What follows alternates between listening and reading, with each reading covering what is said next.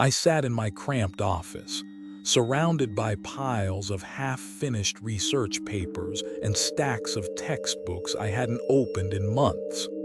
The sun was beginning to dip below the horizon, casting long shadows across my desk.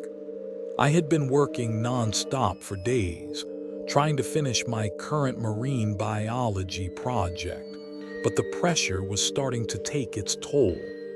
The scientific community had grown more distant, and my name had slowly faded from the forefront of the academic world. I was stuck in a rut, applying for grants and waiting for opportunities that never seemed to come. The sound of my phone vibrating broke my reverie, and I glanced at the screen. It was an unknown number, which didn't surprise me. I had gotten used to dealing with unfamiliar contacts, journalists, scientists, and those with a fleeting interest in deep-sea life. But this call felt different. There was an urgency in the air, a feeling that something was about to change.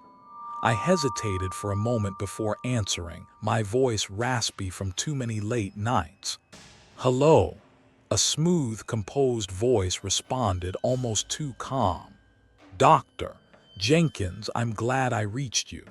This is Nathaniel Grayson from Marine Expeditions International. I'm calling to extend an invitation for a special research mission. We've reviewed your work, and we believe you're the right fit for the project." I raised an eyebrow. A special research mission? I didn't remember applying for anything like that. "I'm listening," I replied cautiously. Grayson didn't waste any time. "This is a highly classified operation. We're conducting research in an area that's never been explored by the public. We can't disclose the full details at this stage, but we're offering you the chance to join an elite team of experts. You'll be compensated handsomely for your involvement. The pay is well beyond standard rates, and you'll have access to cutting-edge technology and equipment." The word "handsomely" caught my attention. It was exactly what I needed to hear. My bank account was scraping the bottom after months of trying to secure funding for my ongoing projects. The bills were piling up, and even my department head had started questioning the viability of my research. An opportunity like this could be the breakthrough I was looking for, a chance to regain my footing. "How much are we talking?" I asked, trying to keep my voice steady, but my mind was already racing with possibilities. A brief pause followed, and then Grayson's voice took on a more formal tone. "We're offering a signing bonus of $250,000, and that's just for your initial commitment. The full compensation will be determined based on the length and success of the mission." I nearly dropped my phone. My heart raced. $250,000. It was enough to make anyone think twice.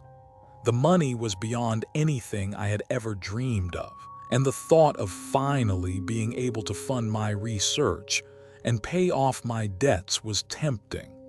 But a part of me hesitated. There was something off about the way he spoke, something too polished.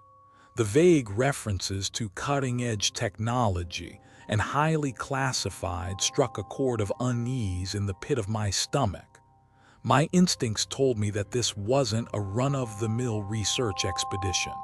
Still, curiosity was a powerful thing, and the promise of money was hard to ignore. "Okay," I said, trying to mask the uncertainty in my voice. "What do I need to do?" "You'll need to sign a non-disclosure agreement," Grayson replied smoothly. "It's a standard procedure for operations of this nature. The terms are extensive, but in essence, it means that you won't discuss any of the details of the mission before, during, or after the operation. We need your absolute discretion. There's also a waiver for potential risks involved in the expedition." These are precautions we take to ensure the safety of all participants. The mention of a non-disclosure agreement wasn't surprising, but the mention of a waiver triggered a red flag. Risks. What kind of risks were they talking about? My mind raced with the implications. This wasn't just a routine marine biology research project. It felt like there was something they weren't telling me, something important. Are the risks significant? I asked, my voice betraying the slight tremor of doubt. I can't provide specifics until you've agreed to join, Grayson answered, his voice cool and professional. But rest assured, the risks are no greater than those encountered on any deep-sea expedition. The team we've assembled is highly skilled and will be using state-of-the-art equipment. All necessary precautions will be taken. You're more than capable of handling the challenge, Dr. Jenkins. I didn't buy it. There was something about his confidence that felt rehearsed. Yet, the lure of the money and the chance to work on a high-profile project were enough to cloud my judgment. All right, I said, finally making up my mind. I'll sign. Where do I send my confirmation? Grayson's tone brightened, a slight satisfaction evident in his voice. I'll send the NDA over immediately. You'll have 24 hours to review and sign. Once we have your confirmation, we'll make the necessary arrangements. Be prepared to depart within the week. The call ended abruptly, leaving me alone with my thoughts. I stared at the phone in my hand, the weight of the decision pressing down on me. I had made my choice. The money was too good to pass up. Besides, how often does an opportunity like this come around? I would sign the papers, take the risk, and figure out the rest as I went. That night, as I sat at my desk reviewing the NDA, I couldn't shake the feeling that something wasn't quite right. The letter from Marine Expeditions International had promised cutting-edge research, but the secrecy surrounding the mission was unnerving. They hadn't told me where I was going, what I would be doing, or what exactly was involved. Yet the pay was astronomical, and the chance to prove myself on a high-profile project was too enticing to ignore. As I signed the last page of the document, I felt a shiver run down my spine. I was about to embark on a journey that would change everything. Little did I know, the mission ahead wasn't just a chance to advance my career. It was a descent into a world I wasn't prepared to understand, and one that might never let me go. I sealed the envelope, dropped it in the mailbox, and waited for the next chapter of my life to begin. But even as I drifted off to sleep that night, I couldn't help but wonder, what exactly was I getting myself into? The taxi ride from the hotel to the dock felt longer than it should have. The streets of the city blurred into a haze of cold concrete and steel, the world outside seemingly in a perpetual rush. My mind, however, was locked in a loop of confusion and curiosity. I had signed the papers and agreed to the terms. The money was a lifeline, but I couldn't shake the feeling that I was stepping into something bigger than I had bargained for. The sense of unease that had been building in me since I signed the NDA hadn't eased, despite my best efforts to ignore it. When I arrived at the dock, I saw the ship. The Abyssal was moored silently at the far end of the pier, far enough away from the public eye to be obscured by the mist rolling in from the ocean. At first glance, it seemed like any other research vessel, but as my eyes took in more details, I realized something was terribly off. There were no visible markings on the ship, no research organization logos, no names of any kind. The hull was dark, almost black, and seemed to absorb the light instead of reflecting it. The vessel had an industrial, utilitarian look to it, like something out of a military operation, not a civilian research mission. I could see the shadowy outline of massive radar arrays mounted on the deck, and the hull was reinforced, far thicker than what was needed for standard marine biology expeditions. I swallowed the lump in my throat as the taxi driver unloaded my bags. His demeanor was polite but distant, like he didn't want to be involved in anything that could possibly be connected to this ship. I gave him a generous tip and stepped onto the pier, feeling the cold air bite at my skin as I approached the gangway. "Welcome aboard, Dr. Jenkins." The voice came from behind me, smooth but firm. I turned to see a woman approaching, her silhouette outlined by the harsh overhead lights. She was tall, with sharp features, and dressed in the standard gray uniform of a marine researcher. Her eyes scanned me carefully, and despite her calm demeanor, I couldn't shake the feeling she was sizing me up. "I'm Dr. Reynolds," she continued, extending her hand. "We've been expecting you."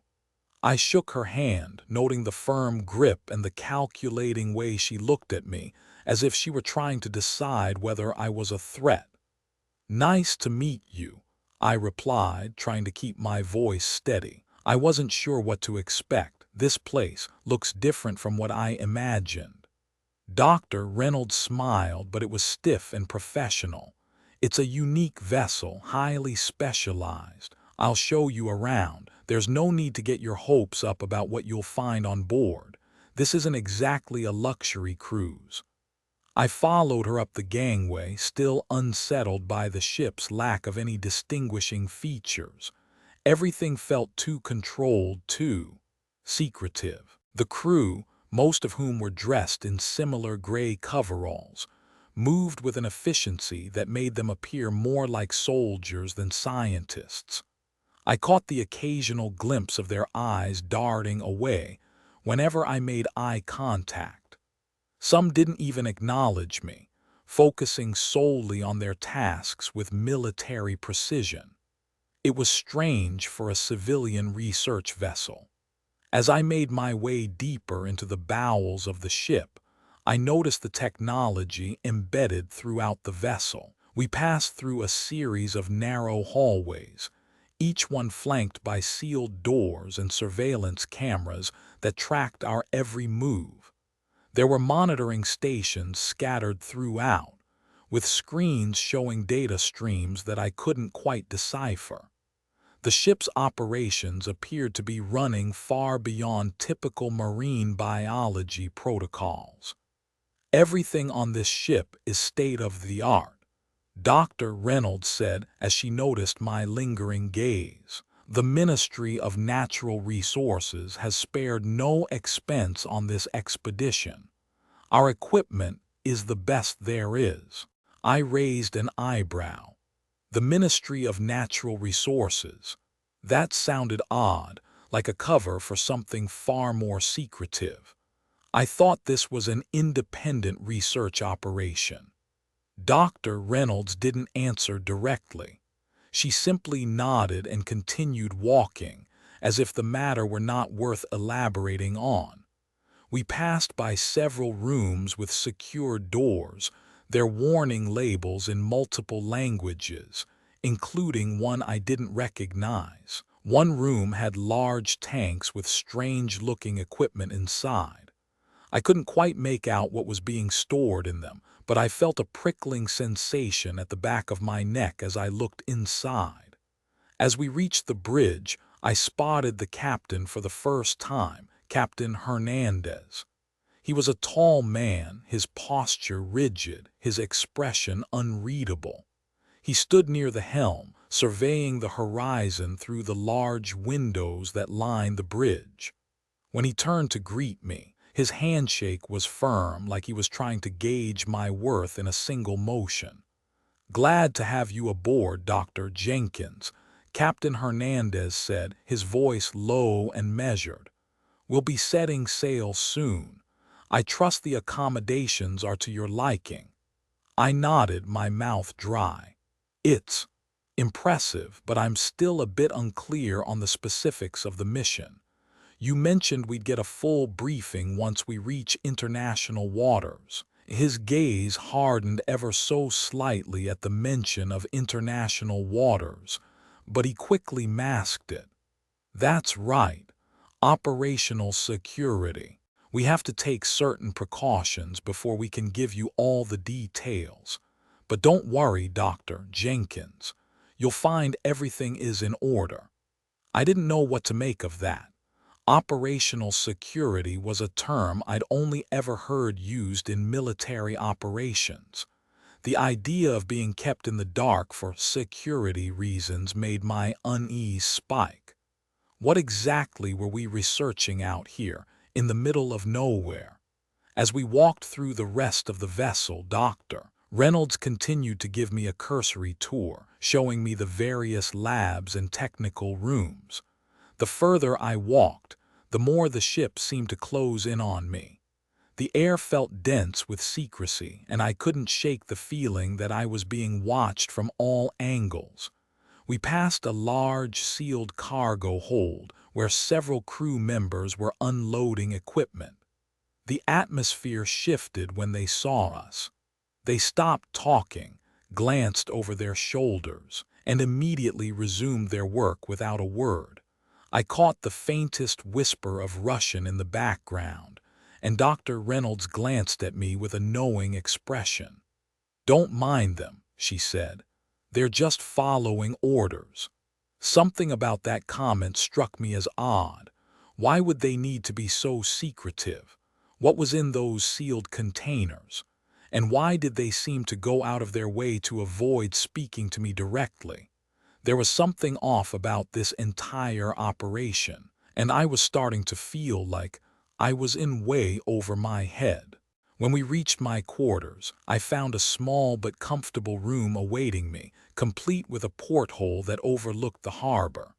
The ship was set to leave in an hour, and I knew that once we departed there would be no turning back. As I unpacked my gear, the noise of the ship's engines rumbling to life vibrated through the walls. I stood by the porthole, watching the last lights of the harbor fade into the distance. The ship pulled away from the dock, leaving the shore behind. I couldn't help but feel a gnawing sense of dread.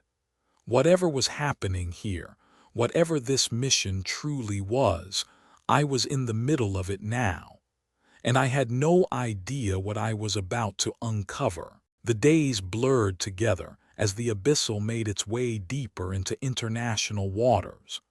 The morning sun never seemed to rise far enough to fully dispel the lingering darkness of the deep ocean around us.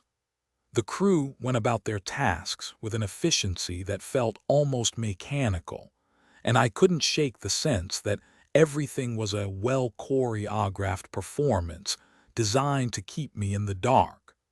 I spent my first few days aboard in a state of constant tension, trying to settle into my quarters while also adjusting to the odd atmosphere that permeated the ship. Dr. Reynolds had given me the briefest of introductions when I arrived, but we had yet to speak beyond pleasantries. I was starting to wonder if he even spoke more than a few words in a row. It was late on the third night when I first saw him again in the ship's common area. I was on my way to grab a late snack from the galley when I noticed Dr. Reynolds hunched over a table, his fingers moving rapidly as he sketched something on a sheet of paper. His brow was furrowed in concentration, his pencil moving in quick, erratic patterns. He was muttering to himself, too softly for me to catch the words, but the cadence was off, like he was trying to work through something just out of reach. It wasn't unusual for scientists to be deeply engrossed in their research, but there was something about his frantic energy that unsettled me. I paused at the doorway, watching him for a few moments, unsure of what to make of it. The air between us felt thick with some unspoken tension, as though he was aware of my gaze but too absorbed in whatever he was doing to acknowledge it. "Dr. Reynolds," I said, stepping inside. He didn't immediately respond. His hand continued its erratic movements across the paper as though he hadn't heard me. I cleared my throat, taking a step closer. "Dr. Reynolds," I repeated, this time louder. His pencil froze, and slowly he lifted his head to meet my eyes. There was a strange look in his gaze, distant, almost as though he hadn't been entirely present in the room until now. When he spoke, his voice was calm, almost too calm, but there was a thin edge to it. "Oh, Dr. Jenkins, I didn't hear you approach. Forgive me." He straightened up in his chair and closed the notebook, keeping it tucked against his chest like a shield. His expression softened, but his eyes kept darting toward the door as though expecting someone to walk in. "Are you all right?" I asked, my curiosity getting the better of me. "Just fine," he replied, his voice low. "Just thinking about the mission, trying to make sense of it all." "Make sense of it all," I pressed, feeling the unease creeping back.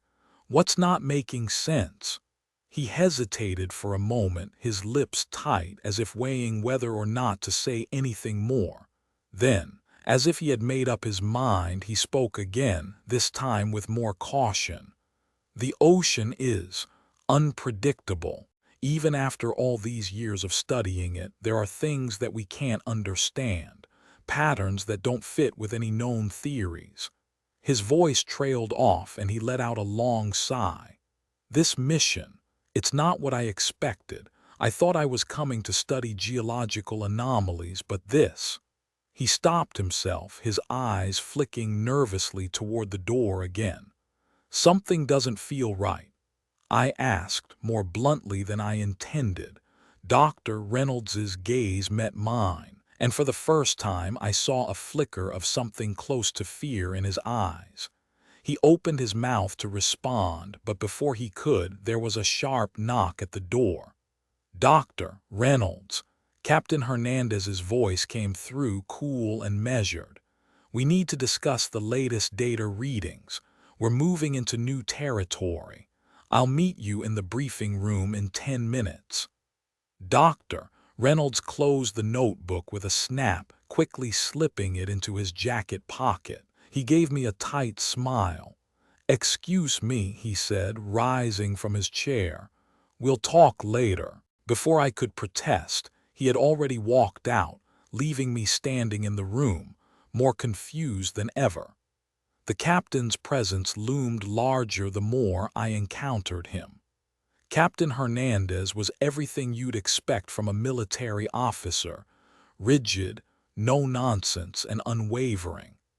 I hadn't had many personal interactions with him, but whenever I did, I couldn't shake the feeling that he was always watching me, analyzing me in a way that felt both professional and possessive. The way he spoke in clipped sentences, always deflecting questions with vague references to operational security, made me feel like I was just another pawn in a game I didn't understand.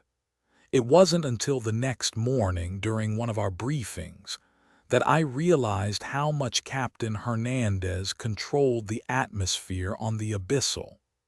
The crew gathered in the ship's conference room, a sparse, utilitarian space with a large digital map of the ocean and numerous monitoring stations. Dr. Reynolds was there, his usual quiet demeanor in place, along with the rest of the crew.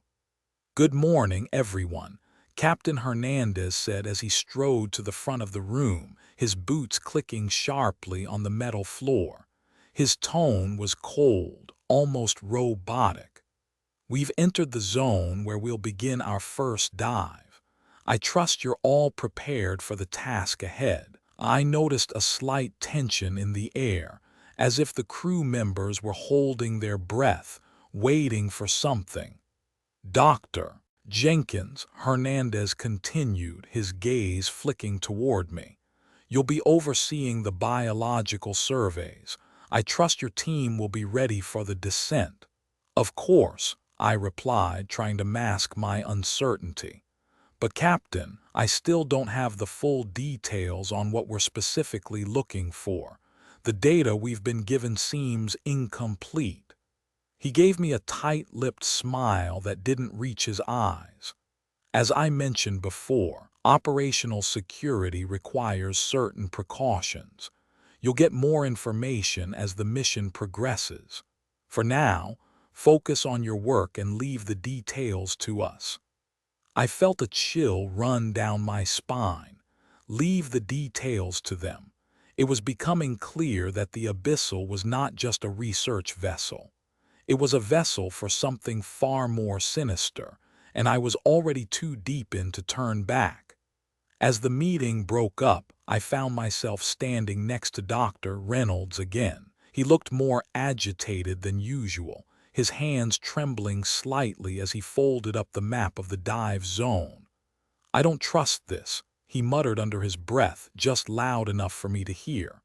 "None of this is normal, and I don't think it ever was." "What do you mean?" I asked, my voice barely a whisper. He hesitated, glancing around to make sure no one else was listening. "There's something off about this entire operation.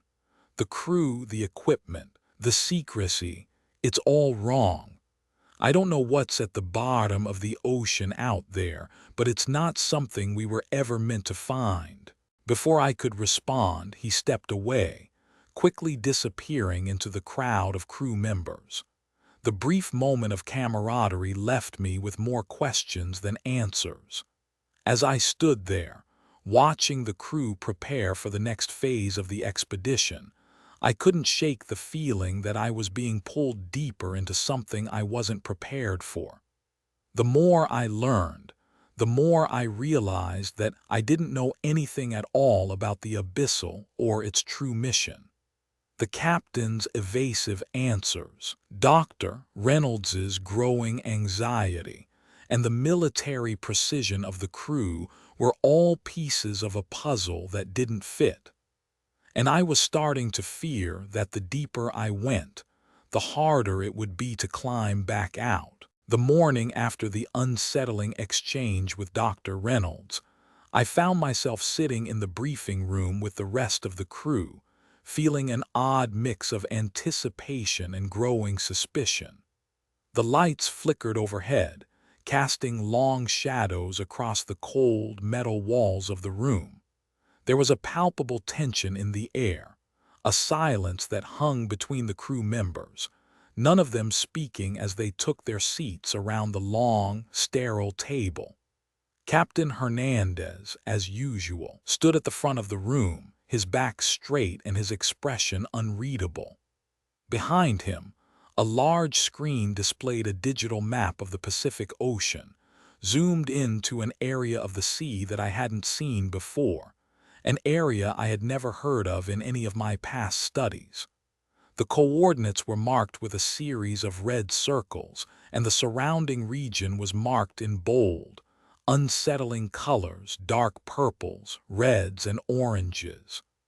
"Good morning, everyone," Captain Hernandez began, his voice firm and authoritative. "We are entering the next phase of the mission.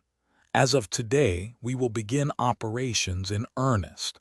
The data we are collecting will be classified top secret. What we are about to undertake is not something that will be shared with the public or any scientific community. Our work here is unprecedented." A ripple of unease ran through the room. The crew members exchanged quick, furtive glances, but no one spoke. I shifted in my seat, my mind racing. The secrecy around this mission was becoming unbearable. Top secret data. I had signed on for a research expedition, not some covert military operation. But even as the words formed in my mind, I could sense the unspoken truth in the air. This wasn't just about research. This was about something far more significant and possibly more dangerous. "Dr. Jenkins," Captain Hernandez continued, his sharp eyes fixing on me as he addressed the group. You'll be responsible for overseeing the biological survey during this phase of the mission. You and your team will dive into the designated area and gather samples. However, I must remind you all strict confidentiality is required at all times. No data or findings will leave this ship without prior clearance. Is that understood? Understood, I replied, my voice tight. I wasn't sure if I was answering because I felt obligated or because I feared what would happen if I didn't. Either way, the situation felt more like an order than a request. As I glanced around the room, I could see that the rest of the crew was just as uneasy. Dr. Reynolds was sitting stiffly, his eyes darting between the captain and the map on the screen. Fern Fox, the geological survey specialist, had her arms crossed tightly in front of her, her lips pressed in a thin line. She looked as if she wanted to ask something, but the weight of Hernandez's gaze silenced her. The briefing continued, but the details were sparse, deliberately so. Hernandez spoke at length about the coordinates we were heading toward, an area deep in the Pacific Ocean, renowned for unusual seismic activity. In the last decade, he said, we've detected irregular seismic readings in this region. These anomalies are unlike any natural occurrence we've documented in the past. But the Ministry of Natural Resources has deemed it vital that we investigate. We've been given the resources and authorization to conduct a comprehensive survey. But as he spoke, I couldn't ignore the tension in his voice.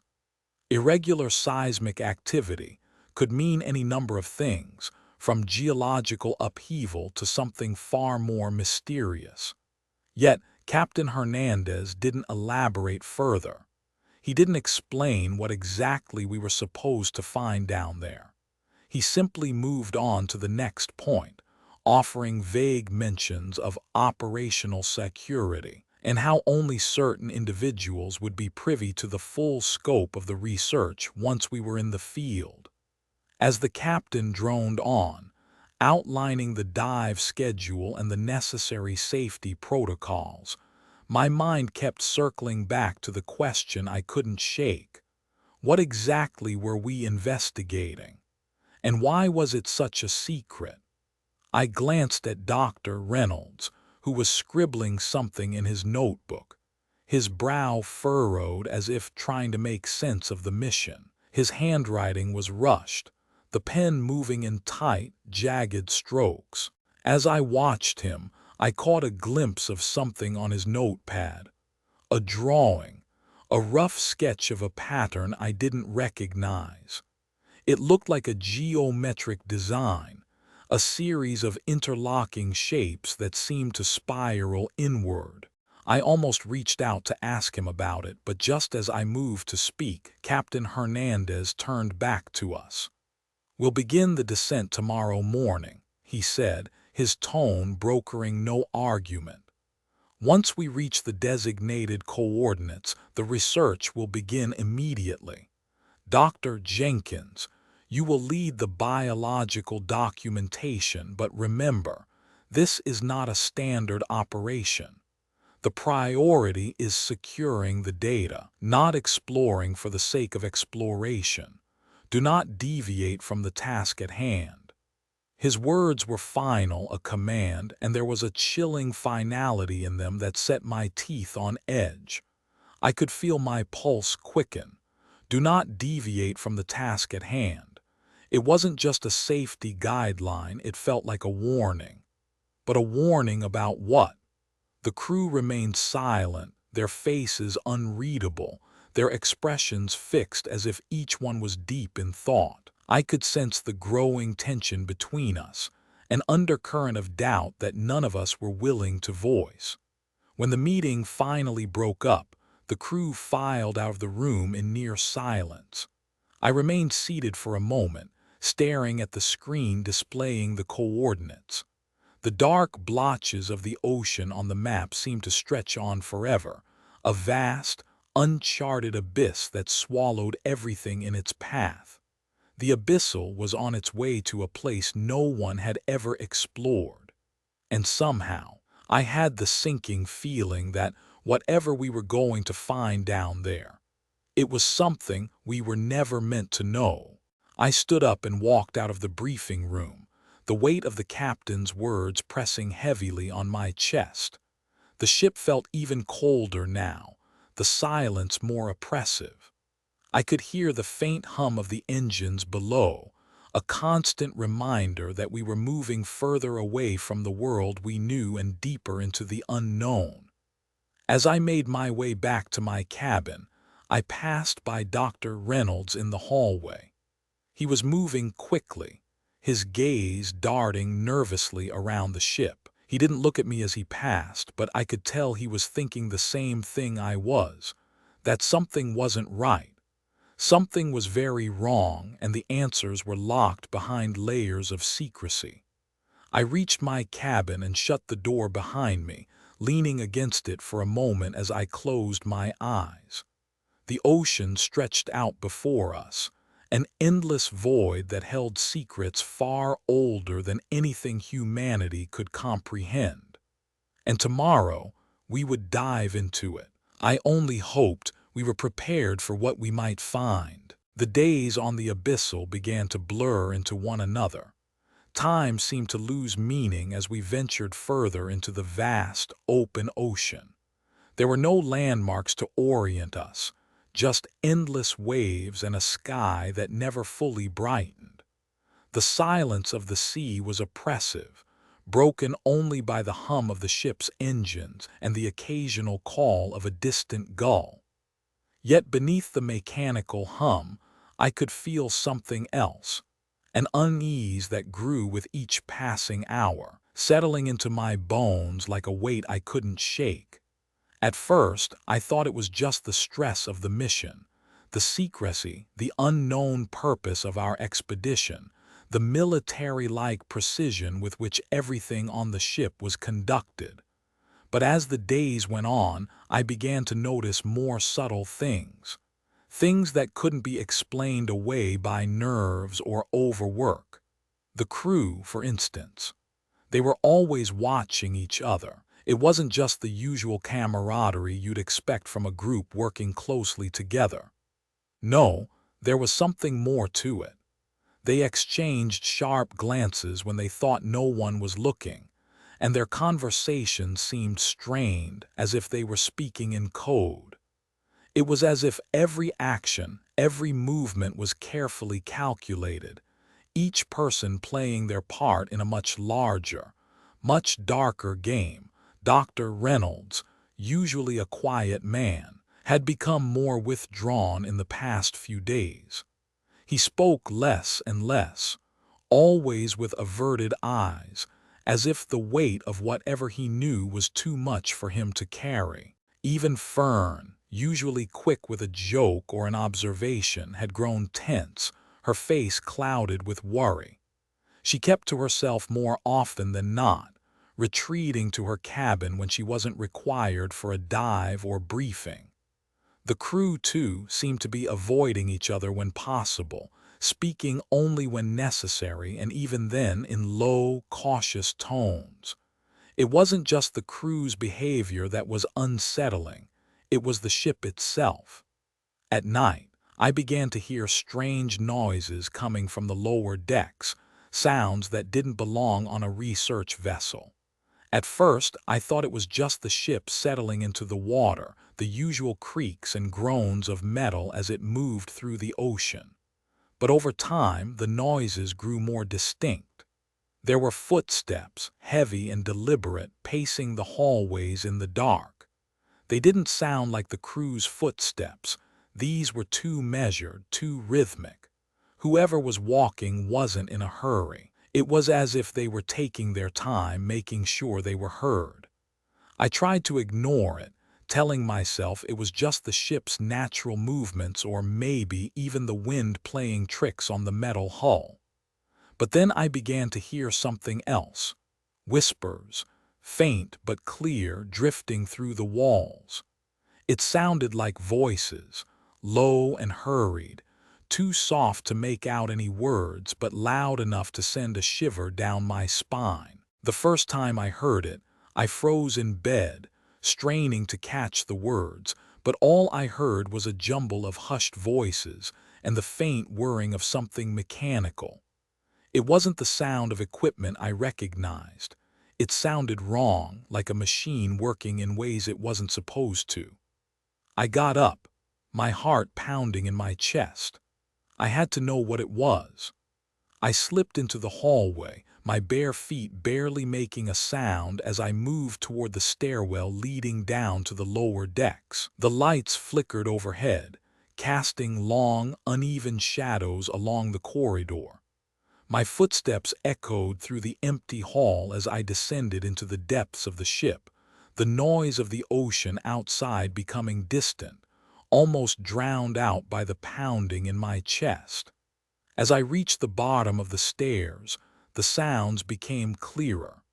The faint whirring of machinery was louder now, mixed with the rhythmic footsteps and the eerie whispers. I felt a cold sweat break out on the back of my neck. The ship felt different down here, like something was pressing in from all sides, a heaviness in the air that made it hard to breathe. I crept along the hallway, trying to stay as quiet as possible. The lights were dimmer here, the walls coated with rust and grime that spoke of years of wear and tear. There were sealed doors along the corridor, some of them marked with strange symbols and warnings in multiple languages. I had noticed these doors before when we first boarded the ship, but they had never been opened, at least not when I was around. The whispers grew louder, more distinct. They were close now, right behind one of the sealed doors. My breath caught in my throat as I approached, my fingers twitching at the latch, the urge to open the door almost overwhelming. But I stopped myself. I wasn't supposed to be down here. I wasn't supposed to hear this. The sound of footsteps stopped suddenly, and for a moment there was nothing but an unsettling silence. Then the whirring began again. It was louder now, almost deafening, and it came from behind the door. There was something mechanical, something large at work. I could feel the vibrations in the floor beneath my feet, like the ship itself was alive, pulsing with energy I didn't understand. My mind raced, trying to make sense of it all. I stepped back, my hand still resting on the cold metal of the door. This wasn't just a research vessel. The noises, the secrecy, the strange behavior of the crew, it all pointed to something much darker. I felt the weight of the unspoken truth pressing down on me, suffocating me. I turned and made my way back up the stairs, my heart hammering in my chest. The corridor above me felt too quiet now, like the ship had swallowed the sound. I returned to my cabin, closing the door behind me with a quiet click. My hands were shaking as I sat on the bed, my mind reeling with questions I couldn't answer. What was really happening on this ship? What were they hiding? And why did it feel like I was the only one who didn't know? As I lay down, trying to shut out the noise in my head, I heard it again, footsteps pacing in the hall outside. But this time I didn't get up. I stayed in bed, my eyes wide open, staring at the dark ceiling. Whatever was going on here, I was becoming a part of it, whether I wanted to be or not. And the deeper I went into this mystery, the more I realized that there were things aboard this ship that no one was meant to find. Things that had been buried for a reason. The day of the first dive arrived with a sense of finality that I couldn't ignore. The abyssal had been slowly inching its way toward the coordinates Captain Hernandez had provided, and the closer we got to the site, the heavier the air felt. It was as if the ocean itself was holding its breath, waiting for us to disturb its ancient slumber. The crew moved with purpose, checking and rechecking the submersible's equipment. The deep-sea vehicle we were using, the Narid, was a marvel of engineering, sleek and reinforced with layers of titanium, designed to withstand pressures that would crush a human body in an instant. But even with all the cutting-edge technology, I couldn't shake the feeling that something was about to go wrong. I met Dr. Reynolds in the dive prep chamber, where the equipment was being loaded onto the Narid. His face was pale, more so than usual, and his hands were trembling slightly as he secured his gear. "You all right?" I asked, approaching him with a cautious tone. He glanced up at me, his eyes wide, almost frantic. "It's not the dive I'm worried about," he said in a low voice so only I could hear. "It's what we're going to find down there. I've been studying the data. Something's off, I can feel it." "Something's off, what do you mean?" I pressed, my curiosity piqued despite the creeping unease in my chest. He shook his head, his voice barely audible. "I can't explain it, but I've been in this field long enough to know when something isn't natural. And this whole mission, it feels like we're not supposed to be here." Before I could respond, Captain Hernandez's voice crackled over the intercom, announcing that it was time to suit up and prepare for the descent. Dr. Reynolds didn't say anything further, and I could tell he wasn't going to elaborate. He simply nodded and began fastening his dive suit, the tension between us palpable. The submersible was ready. I climbed aboard, joining Dr. Reynolds and Fern, who was looking uncharacteristically quiet. There was a tension in the air, an unspoken understanding that we were about to cross into unknown territory. Captain Hernandez and the rest of the crew remained topside, monitoring the descent from the ship's control room. The hatch was sealed, and the submersible began its descent into the abyss. As we sank deeper into the ocean, the sunlight slowly faded, and the water around us turned from deep blue to inky black. The only light came from the submersible's powerful searchlights, cutting through the darkness like a blade. We passed through the twilight zone, where the last remnants of sunlight could no longer reach us, and into the deeper layers of the ocean. It felt as though we were descending into the very heart of the earth itself, where the world above was forgotten and only the crushing pressure of the ocean remained. We reached 2,000 meters, then 3,000 meters, and still there was nothing but the endless expanse of the ocean floor beneath us. The sonar displayed a landscape of strange, shifting shapes, shadows of underwater mountains and ridges, but nothing particularly unusual.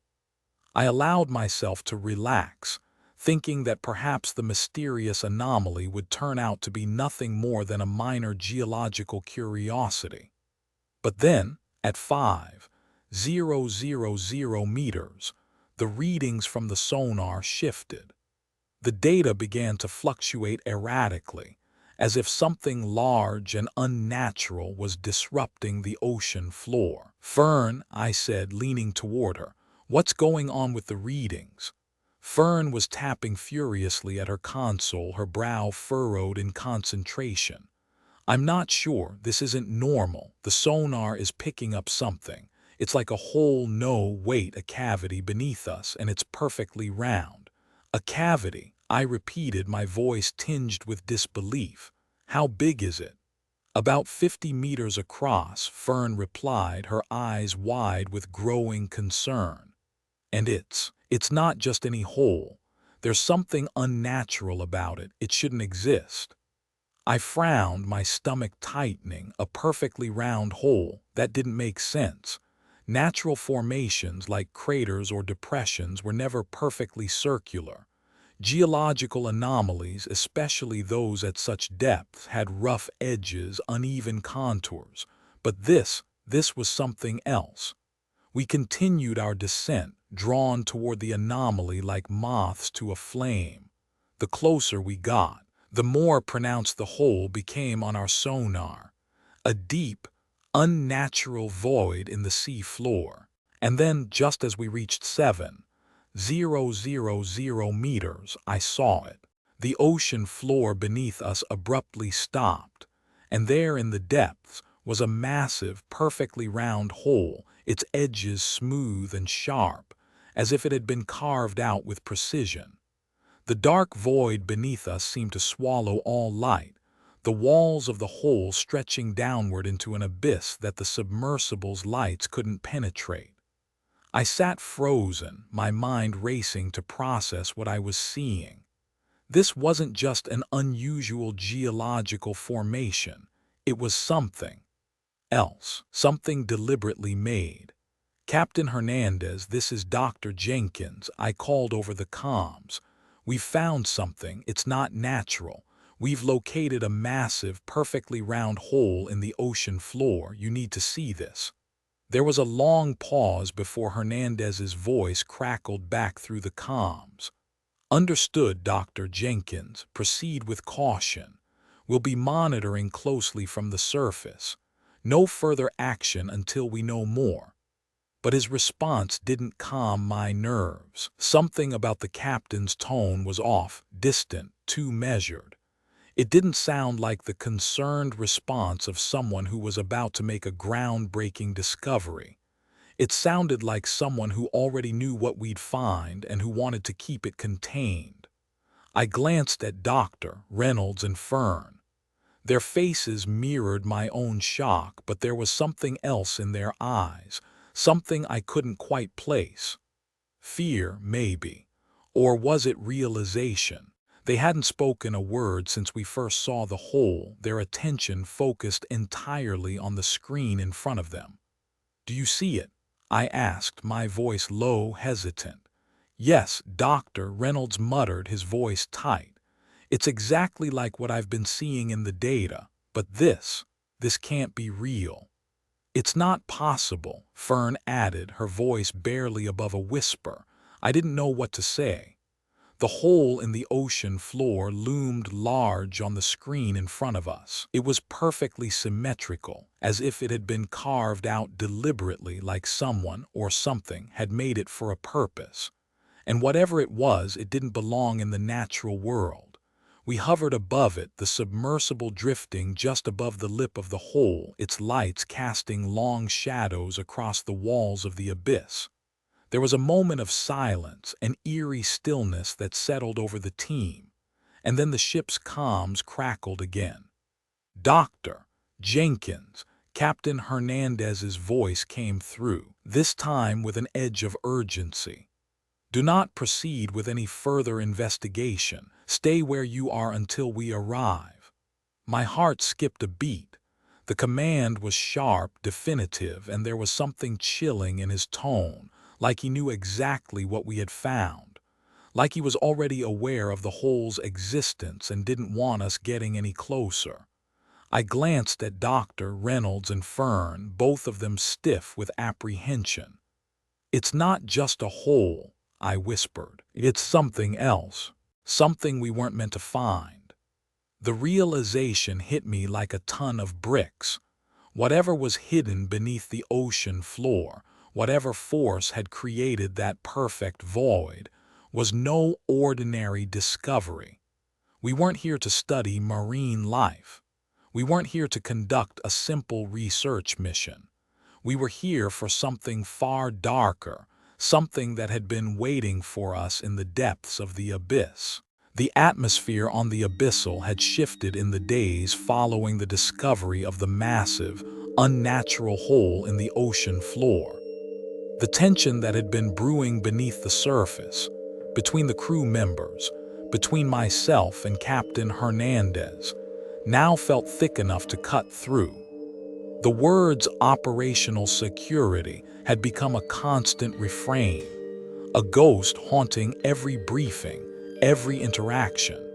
It was becoming clearer that our mission wasn't what we had been led to believe, and the discovery of the hole only amplified the sense that we were digging into something far older and far more dangerous than any of us had anticipated. And then, just when I thought the secrecy could not become any more suffocating, he arrived. Dr. Alan Cross, a man whose name I had never heard before, walked onto the ship with an air of authority that immediately drew the eyes of everyone aboard. His arrival was unannounced, and no one, not even Captain Hernandez, had warned us he was coming. Dr. Cross was introduced to the team as a specialist in deep-sea geology, but there was something about him that didn't quite add up. His appearance struck me as odd from the moment he stepped onto the deck. His uniform was pristine, not a single wrinkle in sight, despite the fact that we were miles from land and in the midst of a rough, unpredictable sea. He was tall, taller than most of the crew, and his face was sharp, angular, with pale blue eyes that seemed to pierce straight through anyone who met his gaze. His hair was perfectly styled, as if he had just stepped out of a lab or a university lecture, rather than from the depths of the ocean. The first time I saw him, standing in the middle of the ship's observation deck, he looked almost out of place, as if he didn't belong on the abyssal at all. I had my suspicions about him right from the start, but it wasn't until the captain introduced him to the team that I felt my unease deepen. Dr. Cross is an expert in the type of geological activity we're investigating, Captain Hernandez said, his voice rigid. He's been involved in similar expeditions before and has worked on several classified projects with the ministry. His knowledge will be invaluable as we continue our work here. The way the captain said classified projects sent a chill down my spine. It was the same cold, emotionless way he had spoken about operational security. His eyes barely flickered to Dr. Cross, as if to reaffirm that the consultant was to be treated with the utmost respect and unquestioning trust. But as Dr. Cross gave his introductions, his smooth voice carrying effortlessly across the room, I noticed that the rest of the crew seemed to defer to him immediately. It was subtle, but the reverence was unmistakable. Dr. Reynolds, who had been acting increasingly distant and agitated since the discovery of the anomaly, stiffened when Cross spoke, nodding along with every word like an obedient student. Fern, too, seemed to become more subdued, her eyes tracking Dr. Cross's every movement as though she was absorbing his every word. The crew, though mostly silent, exchanged knowing glances that hinted at their familiarity with this man. It was like they had all been waiting for him to show up. I tried to engage Dr. Cross in conversation after the briefing, but he was elusive, his answers always vague. When I asked him about his background, he only offered half smiles and cryptic comments. "My work has taken me to many places," he said when I pressed him further, "and in this field one must learn to be adaptable. As for my credentials, you'll find them in my file if you're curious." But when I checked the file later, the abyssal had been at sea for nearly a week since the discovery of the anomalous hole in the ocean floor. Despite our best efforts to ignore the growing sense of unease among the crew, it was impossible to deny the tension that had taken root in every interaction, every silent glance exchanged between us. The mission, once shrouded in secrecy, was now unfolding in ways none of us had anticipated. Captain Hernandez had issued a direct order to proceed with caution, an order that all of us reluctantly had followed. We continued to survey the hole, but it was clear that whatever lay beneath the surface was no longer just a geological anomaly. The deeper we descended into the abyss, the more it became evident that this was something else entirely. On the fifth day after the initial discovery, we were scheduled for another dive. The sea had grown still, an eerie calm that made my skin prickle with foreboding. The ship's crew had been working around the clock to prepare for this next descent, adjusting the submersible and running final tests on our equipment. But there was a quiet understanding among us all that something had changed. The further we went, the more I sensed we were crossing a threshold that should never have been crossed. Dr. Cross was unusually quiet that morning. Since his arrival, he had been taking the lead on many of the operational decisions, often directing the crew with a calm, almost detached authority. But today he seemed almost distracted, his usual sharp focus now clouded with a sense of unease that mirrored my own. I tried to shake off the feeling as I suited up for the dive, but the anxiety gnawed at me. When I stepped into the Narid, Dr. Reynolds and Fern were already aboard, silent as always. The tension in the submersible was palpable, and I could sense the growing fear in the air. We descended slowly at first, the submersible's engines humming steadily as we made our way down into the depths. The familiar twilight zone passed, where the last rays of sunlight were swallowed by the inky blackness of the ocean. The pressure outside increased, and the further we descended, the more the world outside seemed to close in on us. By the time we reached 8,000 meters, the air inside the submersible was thick with the weight of the unknown. At 9,000 meters, the sonar picked up something new, something that had not been there before. A pattern, faint at first but unmistakable. It wasn't just geological formations or underwater currents anymore. It was a structure. I leaned forward, staring at the sonar display. The lines that appeared on the screen were unlike any natural formation I had ever seen. They were sharp, geometric shapes, perfect angles, straight edges, and symmetry that could not be explained by any known geological process. "Captain, this is Dr. Jenkins," I said, speaking into the comms. "We've detected a pattern at the bottom of the hole. It looks like some kind of structure." Captain Hernandez's voice came through the comms, calm but with a trace of something I couldn't place. "Continue your descent, Dr. Jenkins. I'm monitoring from the surface. Proceed with caution." I glanced at Fern and Dr. Reynolds. Their faces were drawn tight with anxiety. No one spoke. We all knew that what we were about to find could change everything. As the Narid descended deeper, the sonar reading grew more complex. Patterns began to emerge on the screen, forming a structure that was too symmetrical, too precise to be a natural feature. Then we saw it.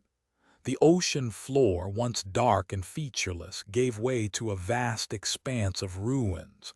Not just any ruins, these were structures, towering, ancient, and strangely familiar.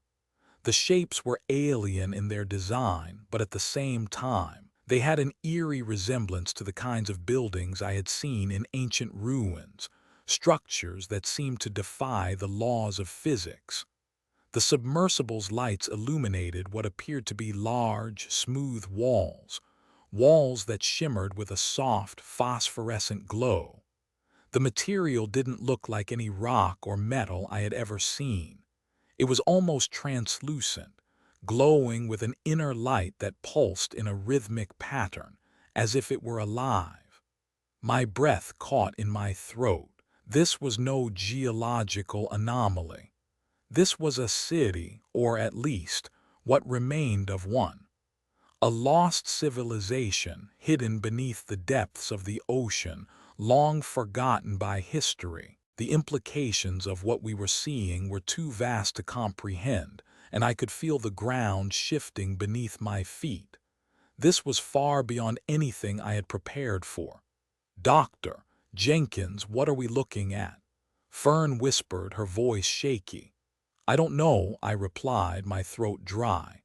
"But this is not something that should be down here." As we hovered over the ruins, I noticed something even more unsettling: patterns of light, flowing like energy, tracing through the structures. The glowing materials weren't just static, they were active, responding to something, pulsing in a way that suggested intelligence, purpose. My eyes traced the light as it spiraled across the surface of the walls, as if they were communicating. "What is that?" Dr. Reynolds asked, his voice barely a whisper. I could feel the fear creeping into my voice as I answered. "Energy, but not like anything I've ever seen. It's like these structures are alive, as if the materials themselves are interacting with us." The air in the submersible seemed to thicken, the temperature dropping as the ship's systems hummed in the background. The walls of the ship felt like they were pressing in on us, the deep, dark ocean stretching endlessly around us, and the unknown structures below us pulsating with some unfathomable energy. The fear that had been building in my chest began to rise. "We need to report this," I said, my voice trembling. "This is a monumental discovery." Before I could finish my sentence, Dr. Cross's voice cut in, calm and composed. "No, Dr. Jenkins," he said, his tone unnervingly authoritative. "You will not report this, not yet." I turned to look at him through the small window of the submersible. He was standing in the control area, his arms crossed, his eyes fixed on the display in front of him. There was no trace of concern in his expression, just cold, calculated focus. "You're suggesting we don't report it?" I asked, trying to keep my voice steady. "Exactly," Dr. Cross replied, his voice cold. "This discovery is too important to rush. There are procedures we need to follow, protocols that must be in place before we share our findings. We're not just dealing with scientific data here, Dr. Jenkins. We're dealing with something far more significant, and we can't afford to make any mistakes." I stared at him, my mind racing. Something more significant, what did that mean? Why wasn't he reacting to this the way we all were? Was he hiding something? Before I could voice my doubts, the sonar system flared again. Another pattern appeared, something we hadn't seen before. A distinct, perfectly shaped symbol, faint but unmistakable, began to materialize on the screen. It wasn't a natural formation. It was a design, a pattern, deliberately etched into the ocean floor, carved into the walls of this ancient city. And then something far more alarming happened. The energy patterns that had been flowing through the walls suddenly stopped. The light dimmed and the structures seemed to freeze, as if they were waiting for us. For the first time, I felt a wave of true dread wash over me. Whatever was down here, it wasn't just a relic of a forgotten civilization. It was watching us, and it was waiting. "We need to get back to the surface," I said, my voice shaking. Now, Dr. Cross didn't respond, but the silence in the submersible told me everything I needed to know. Whatever we had stumbled upon, it was far beyond our understanding, and it was not meant to be found. The days following the discovery of the submerged city had been a blur of fear, uncertainty, and growing tension. The more I thought about the glowing, living materials within the ancient structures, the more I realized that we were standing on the precipice of something far greater than any of us had anticipated. It wasn't just about marine research anymore. The mission which had started as a routine dive to study seismic anomalies, had taken a darker turn, one that no amount of preparation could have prepared us for. Despite the growing unease among the crew, Dr. Cross remained eerily calm. His insistence on keeping our findings a secret was unsettling, but I couldn't shake the feeling that he knew far more than he was letting on. Every time I tried to bring up the anomaly or the strange energy patterns we had observed, he deflected, redirecting the conversation back to the supposed research goals of the mission. But it was becoming clear to me that the Abyssal wasn't just a research vessel. It was a prison for a secret that had been locked away for centuries. One night, as I lay awake in my cabin, unable to sleep, my thoughts swirling with the discoveries we had made, I heard something, a faint tapping sound coming from the other side of the wall. I sat up in bed, straining to hear. The tapping persisted, rhythmic and deliberate, like someone trying to send a message. I couldn't ignore it any longer. Something inside me, some deep, instinctual drive, pushed me to act. I slipped out of bed and quietly made my way down the narrow hallway of the ship, my footsteps muffled by the soft hum of the engine. The sound seemed to be coming from the storage area, where I knew various classified materials were being kept under lock and key. When I reached the door, I paused, pressing my ear against the cold metal. The tapping was louder now, more insistent. It was a pattern, but it wasn't random. It felt like a code. My pulse quickened. Whoever or whatever was responsible for the sound was trying to communicate. I hesitated, but only for a moment. With a quiet click, I unlocked the storage room. I crept inside, the dim light of the hallway spilling in from the crack under the door. As my eyes adjusted to the darkness, I spotted something strange. A metal panel in the far corner of the room, slightly ajar. I had seen this panel before, but I hadn't paid it much attention. After all, it was just a part of the ship's infrastructure. Now, however, something about it seemed off. I approached it cautiously, my heart pounding in my chest. The panel was unusually cold to the touch, and as I slid it open, I was struck by the heavy smell of old paper and ink, like something ancient had been hidden away in here for far longer than I had realized. Inside, there were several manila folders, their edges worn and yellowed with age. Each one was stamped with the same emblem, a double helix intertwined with a serpentine symbol that I recognized from ancient myths. My breath caught in my throat as I picked up the nearest folder. The title on the cover read simply, Project Thalassa Classified Research Notes. I opened the folder slowly, my fingers trembling. The first few pages were filled with technical jargon, maps, and notes about the geological survey of the region we were currently exploring. But as I turned the pages, I came across something far more disturbing. Sketches of underground structures, similar to what we had discovered on the ocean floor. But the drawings were not of stone or rock. They depicted a network of metallic walls and crystalline structures, glowing with energy.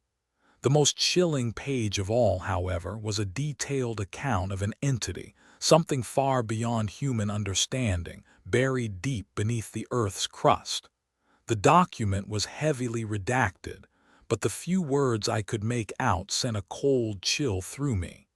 The entity, referred to as Subject X, is believed to have existed for millennia. Evidence suggests it is the source of the energy anomalies detected in the region. Ancient civilizations appear to have worshipped or feared this being, but all records pertaining to it were destroyed. Current research indicates that it may still be alive. The words burned into my mind like fire. Alive.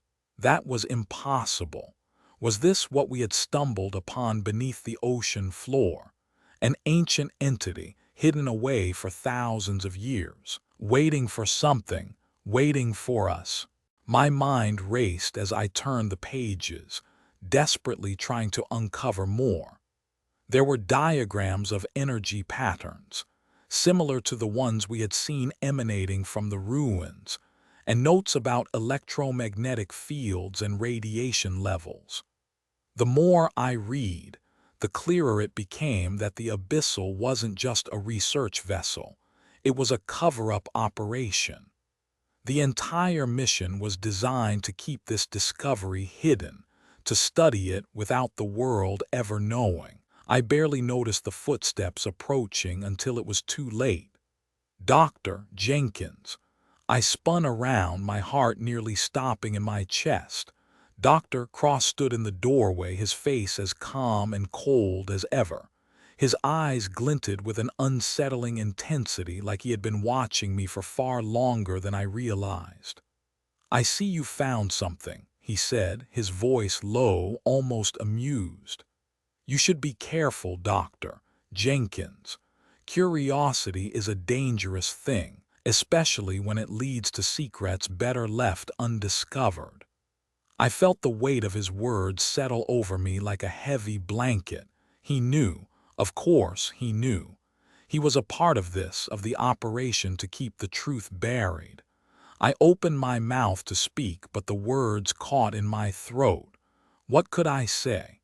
He had already sealed our fates the moment he boarded the Abyssal. He was here to make sure the truth stayed hidden, to make sure we never left this place alive with our knowledge. "You have to understand, Doctor," Cross continued, stepping into the room, his gaze never leaving mine. "This mission is not about research, Dr. Jenkins. It never was. It's about controlling what lies beneath us. We've been studying Subject X for decades, but the truth is too dangerous for the world to know. If anyone were to learn about it, everything we've worked for would crumble. The world is not ready for what we've found. Not yet." His words echoed in my mind, a chilling confirmation of the suspicion that had been growing since the moment I stepped aboard this ship. We weren't here to conduct a scientific expedition. We were here to keep a secret that, if unleashed, could change everything we knew about the world, about history, and about ourselves. "And what happens now?" I asked, my voice barely a whisper. Dr. Cross smiled, but it was a smile devoid of warmth. "Now, Dr. Jenkins, you'll continue your role in the mission. You'll gather the data, you'll document the findings, and you'll keep quiet about everything you've seen. Because if you don't—" He let the threat hang in the air, unspoken but clear. I nodded, my mind a whirlwind of thoughts. The fear that had been creeping up on me for days now settled deep within my chest. We had discovered something that was never meant to be found. Something that had been buried by ancient civilizations, hidden from the world for a reason. And now, it seemed, the only thing standing between us and whatever lay beneath the earth's crust was our silence. Dr. Cross turned and walked out of the room, his footsteps echoing in the silence that followed. I was left standing there, the folder in my hands, the weight of the truth pressing down on me.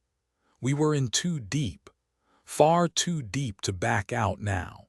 And whatever we found next, I wasn't sure any of us would ever be the same again. As the Abyssal continued its slow, steady trek through the vast, uncharted waters, the crew's once subdued unease had begun to escalate. The discovery of the strange, ancient structures beneath the ocean, combined with the mounting pressure of secrecy and the growing awareness that something far beyond the scope of scientific understanding was hidden in the depths, was taking its toll. Tensions were simmering beneath the surface, and I could feel the ship slowly becoming a powder keg, each passing hour pushing us closer to the inevitable spark that would set it all off. The first signs of true paranoia emerged in the crew within days of Dr. Cross's cryptic visit to the storage compartment. People who had once greeted each other warmly now avoided eye contact. Conversations that were once casual became tense and clipped. There were whispered words, exchanges that seemed too hushed to catch, as if everyone feared speaking too loudly lest they say the wrong thing. The ship had become a pressure cooker, and I could feel the weight of it pressing in on me, too. It didn't take long before crew members started disappearing. At first, I thought it was just a coincidence, people getting lost in the labyrinthine corridors of the ship, or maybe taking an extended break during the quieter shifts. But the disappearances began to accumulate.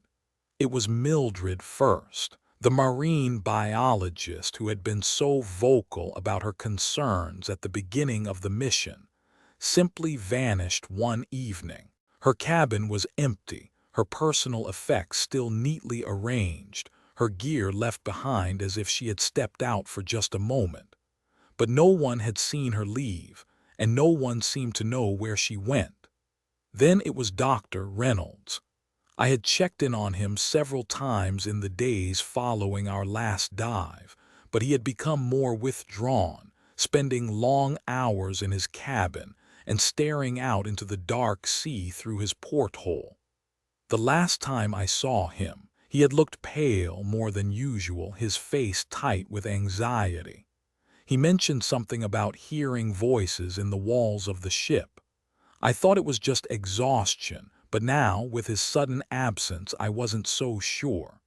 His belongings were gone, too, leaving only the soft scent of something metallic in the air, like the faintest trace of copper. I confronted Dr. Cross about it, hoping to get some answers, but he was as elusive as ever, his cool demeanor masking whatever secrets he was hiding. "Have you seen Dr. Reynolds or Mildred?" I asked, my voice laced with suspicion. Dr. Cross glanced at me, his expression unreadable. "I'm sure they're just taking some time to themselves. People react to pressure in different ways, Dr. Jenkins. It's not uncommon for someone to withdraw when faced with such discoveries." I didn't buy it. Something was off, and it wasn't just the disappearance of two crew members. It was the way Cross said it, with that detached tone, like it didn't matter to him in the slightest. He was hiding something, they were hiding something, and I was beginning to wonder just how deep this conspiracy went. Captain Hernandez, too, had been acting strangely. He had grown more distant, more cold, but his demeanor was shifting in subtle ways that made my stomach tighten. The captain was always watching, calculating, studying everyone with his sharp eyes. It was as though he knew the exact moment to step in, to provide just enough guidance, but never any more than necessary. And whenever I asked him directly about the mission's true purpose or about the disappearances, his answers were vague, full of empty reassurances that didn't sit right. "It's a delicate operation," he would say. "We can't afford any disruptions now. The mission is of the utmost importance. Just focus on your work, Dr. Jenkins, and let the rest fall into place." The more he spoke in these clipped, rehearsed phrases, the more I felt that we were all caught in a trap, one that was slowly closing around us. By the time the Abyssal neared international waters, I had begun to wonder if we would even make it back alive. There was something ancient, something malevolent, waiting in the depths of the ocean, and it was no longer just about keeping it hidden from the world. It was about ensuring that none of us made it out with our knowledge intact.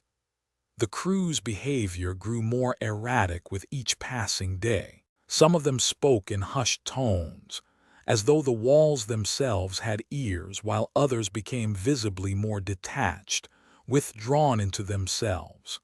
Dr. Reynolds had mentioned hearing strange noises inside the ship, but now the rest of the crew had begun to mention it too. Soft tapping against the walls, whispers that seemed to drift through the air at night, mechanical sounds that didn't belong to any equipment on the ship. One night, as I walked through the hallway after another fruitless attempt to speak with Captain Hernandez, I heard the noises again, closer this time. The quiet clicking of something metallic, the faintest rustling of movement. I turned a corner, and for a brief moment I saw something strange. A shadow that darted across the corridor, too quick for my eyes to focus. I stepped toward it, but when I reached the spot, there was nothing. The hallway was empty. My heart pounded in my chest as I backed away, my thoughts racing. Was I imagining things? Was it the pressure of the mission finally getting to me? Or was there something else, something deeper, more sinister, hidden in the ship's very bones? I tried to speak to Fern the next morning, but she had become more distant than ever. Her eyes were constantly darting around the room as though she were searching for something or someone. She seemed nervous, on edge, avoiding my gaze whenever I tried to ask her about Dr. Reynolds or Mildred. "I don't know where they went," she said, her voice strained, barely a whisper. "But I feel like something's not right. I don't trust the captain, and I don't trust Dr. Cross. They're hiding something from us, and I don't think we're going to make it out of here." Her words hung in the air, thick with the weight of fear. I could feel it too, the oppressive atmosphere of something far darker than any of us had expected. The more I thought about it, the more it became clear. We weren't just on a scientific expedition. We were part of something far more dangerous. Whatever was buried beneath the ocean, whatever we had uncovered, was never meant to be disturbed. And now, with the ship drifting closer to international waters, we were about to find out exactly what would happen if we had gone too far.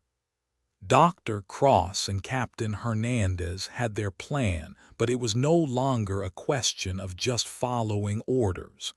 It was a question of survival, and I had the sinking feeling that the closer we got to the truth, the more likely it was that none of us would make it out alive. The tension aboard the Abyssal had reached a breaking point. The crew had grown increasingly erratic, each day passing with more signs of distrust and paranoia. I had spent countless hours trying to piece together the true purpose of the mission, but every time I thought I was getting close to an answer, another door closed, another truth remained locked away. The whispers, the strange behavior of Dr. Cross and Captain Hernandez, the disappearances, everything pointed to something far more sinister than we were being told. But it was Dr. Reynolds who finally broke the silence. It happened one evening as I sat alone in my cabin, unable to sleep. The ship's usual hum felt more oppressive than ever, the silence broken only by the occasional, unnerving sound of the walls creaking. I had tried to push my thoughts to the back of my mind, to focus on the task at hand, but I couldn't ignore the growing sense of dread. There was something wrong with the Abyssal, something far beyond the secrecy of the mission. I was about to turn in for the night when there was a soft knock at my door. I hesitated for a moment, wondering who could be visiting me at this late hour. I opened the door cautiously, only to find Dr. Reynolds standing there, his face drawn, his eyes wide with fear. "Dr. Reynolds," I said, a knot tightening in my stomach. "What's going on?" He glanced nervously over his shoulder, his eyes flickering to the hallway before he stepped inside. His movements were furtive, as if he were trying to avoid being seen. He closed the door behind him with an almost exaggerated care, and when he turned to face me, I could see the tremor in his hands. "Jenkins, we don't have much time," he said, his voice low and urgent. "You need to listen to me, and you need to understand what's really going on here. The Abyssal. It's not just a research ship. This entire mission was a lie from the start." My heart skipped a beat. I had suspected something was wrong, but hearing it out loud made it all the more real. Dr. Reynolds was always the quiet one, the one who kept to himself, but there was something in his eyes now, something desperate. "You've been tracking the ship's movements, haven't you?" I asked, my voice trembling with the weight of the question. He nodded, his gaze flickering around the room, ensuring we were alone. "I've been tracking it since we left Vladivostok. The coordinates we were given, the ones that led us to the anomaly, don't match any known geological data. They don't even match oceanic charts. This wasn't a natural discovery. It wasn't a seismic anomaly. It's something else. It's a signal, a beacon, if you will, from something buried beneath the ocean." I stared at him, my mind racing to keep up. "A beacon? From what? You mean to tell me that the anomaly wasn't a natural formation, it was something artificial?" "Yes," Dr. Reynolds continued, his voice shaky. "Not just artificial, something ancient, an intelligence. And I've been piecing it together with the data we've collected, the patterns from the sonar, the energy signatures from the ruins. This isn't just a discovery, it's a warning. We've stumbled onto something that was never meant to be found."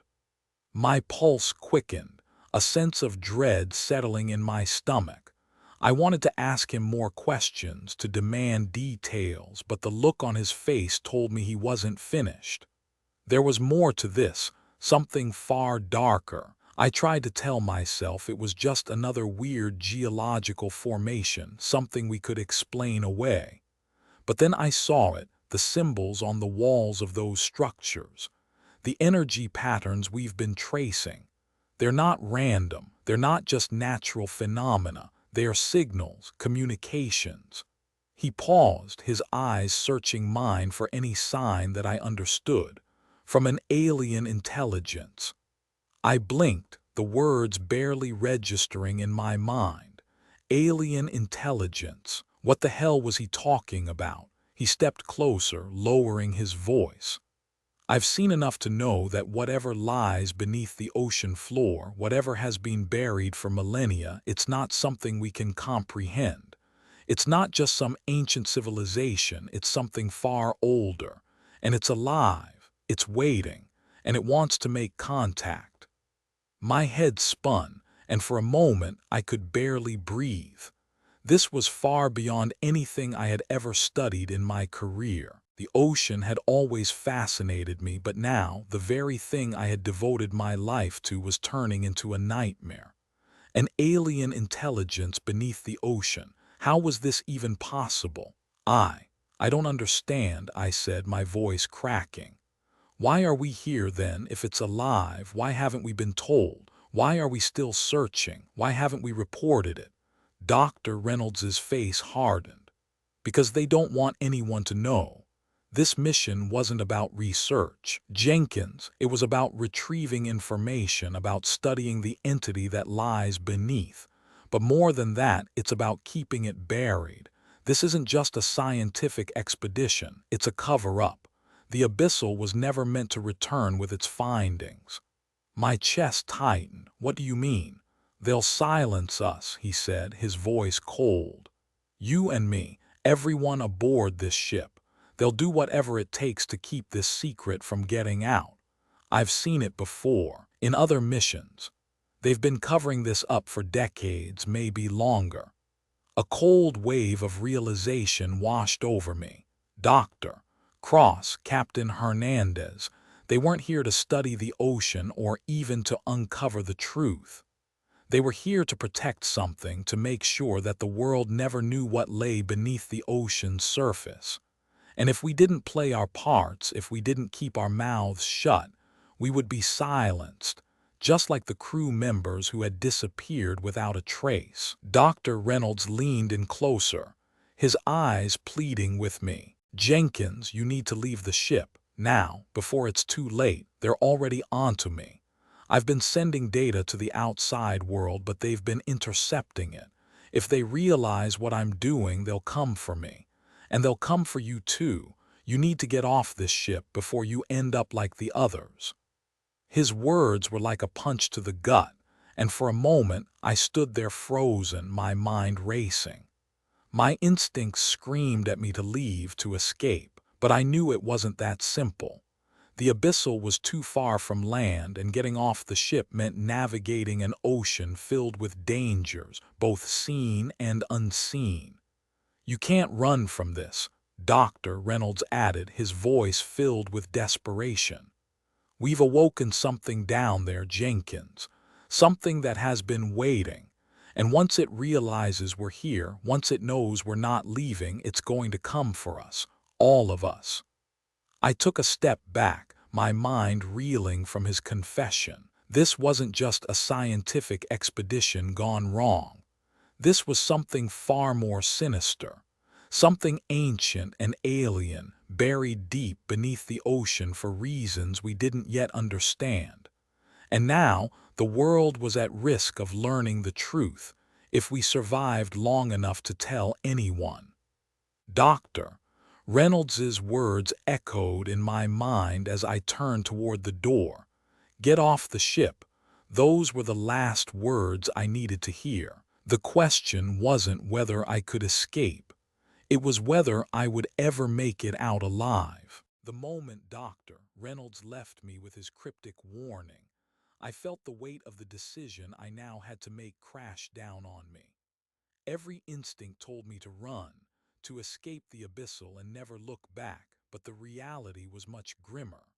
I was trapped. The abyssal was far out at sea, surrounded by miles of open water, and the crew had been told to keep an eye on me. Dr. Cross had already begun his subtle manipulation, tightening his grip on everyone aboard. Dr. Reynolds was right. They were already onto us.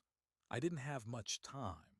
I knew that if I stayed in the same place for long, it would only be a matter of time before they came for me.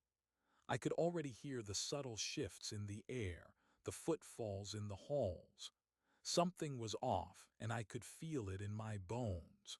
The captain's crew was watching every move I made. I dashed for the door, quickly glancing around to make sure no one was watching. My heart hammered in my chest as I moved down the narrow corridor. There was no going back now. The truth I had stumbled upon was too dangerous, too explosive to remain buried.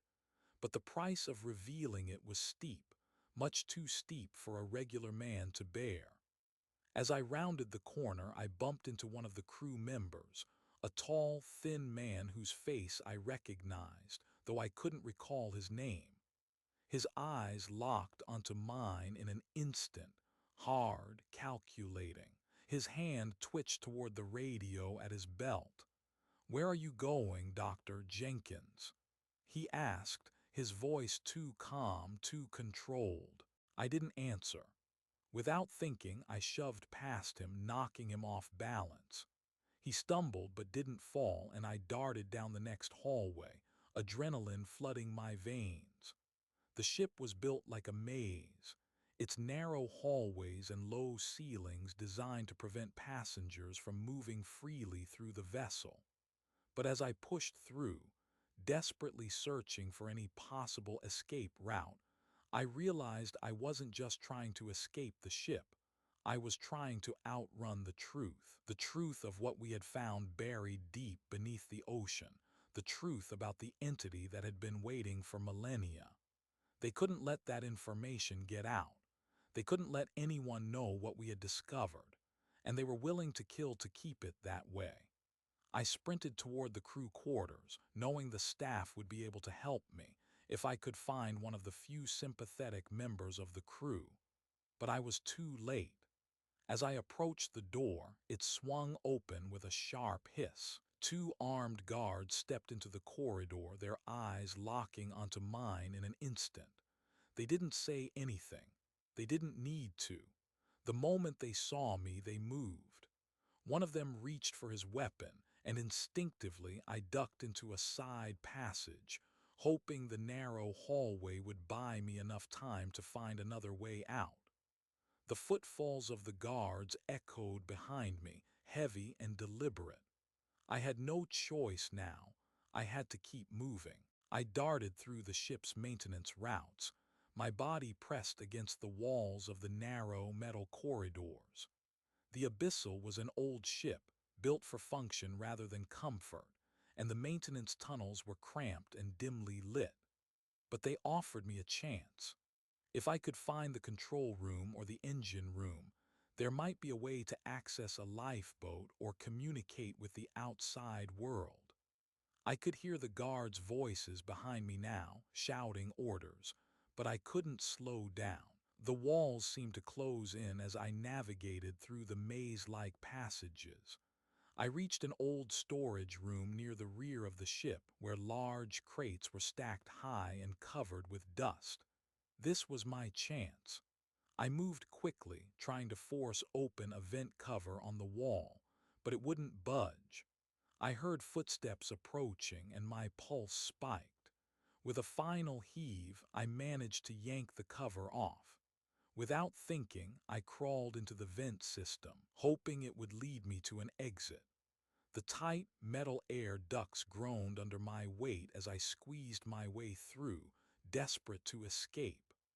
I didn't know how long I had been crawling through the ducts, but the air was growing colder, and the ship's rumbling had become a constant, monotonous noise in my ears. I had no idea where the vents led, but as I rounded a corner, I finally saw light ahead. It was a narrow shaft that led upward, just wide enough for me to climb. I scrambled toward it, ignoring the pain in my legs and arms. As I reached the top, I shoved the vent cover aside and pulled myself through into a darkened hallway. I was on the lower deck, far from the main operations of the ship, but I couldn't stop now. I looked around desperately. There was a door nearby, one that wasn't marked, one I hadn't seen before. I walked toward it, my hand shaking as I grabbed the handle and pulled. It creaked open, revealing a small, dimly lit room. Inside, a single desk stood against the wall, covered with papers, some of which were scattered on the floor. My heart skipped a beat. I stepped inside and my eyes immediately went to the papers on the desk. They were classified research reports, data that didn't belong to us, data that was clearly not meant to be seen. Some of it was redacted, but the parts I could read made my blood run cold. The reports detailed the history of the entity beneath the ocean, Subject X. They spoke of ancient civilizations that had known about the entity, civilizations that had worshipped it or feared it, but had all been silenced long ago. The documents also detailed a covert government operation to study and monitor the entity, one that had been ongoing for decades. It was clear now. The Abyssal wasn't just an isolated research vessel. It was a part of a much larger government conspiracy to suppress any knowledge of the entity's existence. I snapped a few pictures of the documents on my phone, knowing they might be my only chance to get the truth out. But just as I was about to step back and make my escape, the door behind me slammed open with a loud bang. I turned to see Dr. Cross standing in the doorway, flanked by two armed guards. "You should have stayed quiet, Dr. Jenkins," he said, his voice colder than I had ever heard it. His pale blue eyes were narrowed in contempt. "Now you've made things complicated." My heart raced as the guard stepped forward, blocking the exit. I backed away slowly, feeling the weight of my decision pressing down on me. This was it. I had found the truth. I had discovered what had been buried for centuries. But now it seemed that the only thing I would leave this ship with was a death sentence. Dr. Cross's lips curled into a cruel smile. You've been running for a long time, but there's nowhere left to go. We'll make sure this secret stays buried, and you'll stay silent, one way or another. I knew then that the chase was far from over. The stakes had just grown impossibly high, and whether I lived or died, the truth would never remain buried again. I had never imagined that running for my life would lead me into the very depths of the ocean, where the world above seemed so far away, and the rules of reality no longer applied. My body ached, my mind raced, and fear clawed at me from every direction. The ship, the Abyssal, loomed above me as I plunged into the ink-high darkness. But even as I descended deeper, the pulse of fear I felt was overshadowed by something else, something ancient, far beyond anything I could comprehend. The escape had been a blur. I had narrowly avoided the guards, slipping past Dr. Cross's watchful eyes and the crew's suffocating grip. But now, as I descended toward the ocean floor, the weight of what I had discovered seemed to settle around me like the crushing pressure of the sea itself. I could feel it in my bones, deep in my gut, a sense that I was crossing a threshold, stepping into a place where even my understanding of the world might be shattered. The submersible had been sabotaged, just as I suspected it would be. The controls had gone haywire the moment I tried to trigger the ascent. It had taken everything in me to break free from the wreckage of the submersible, but the open ocean was my only way out.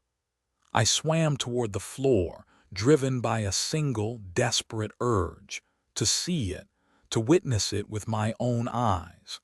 The thing buried beneath the waves, the entity that had been hiding in the dark, watching, waiting.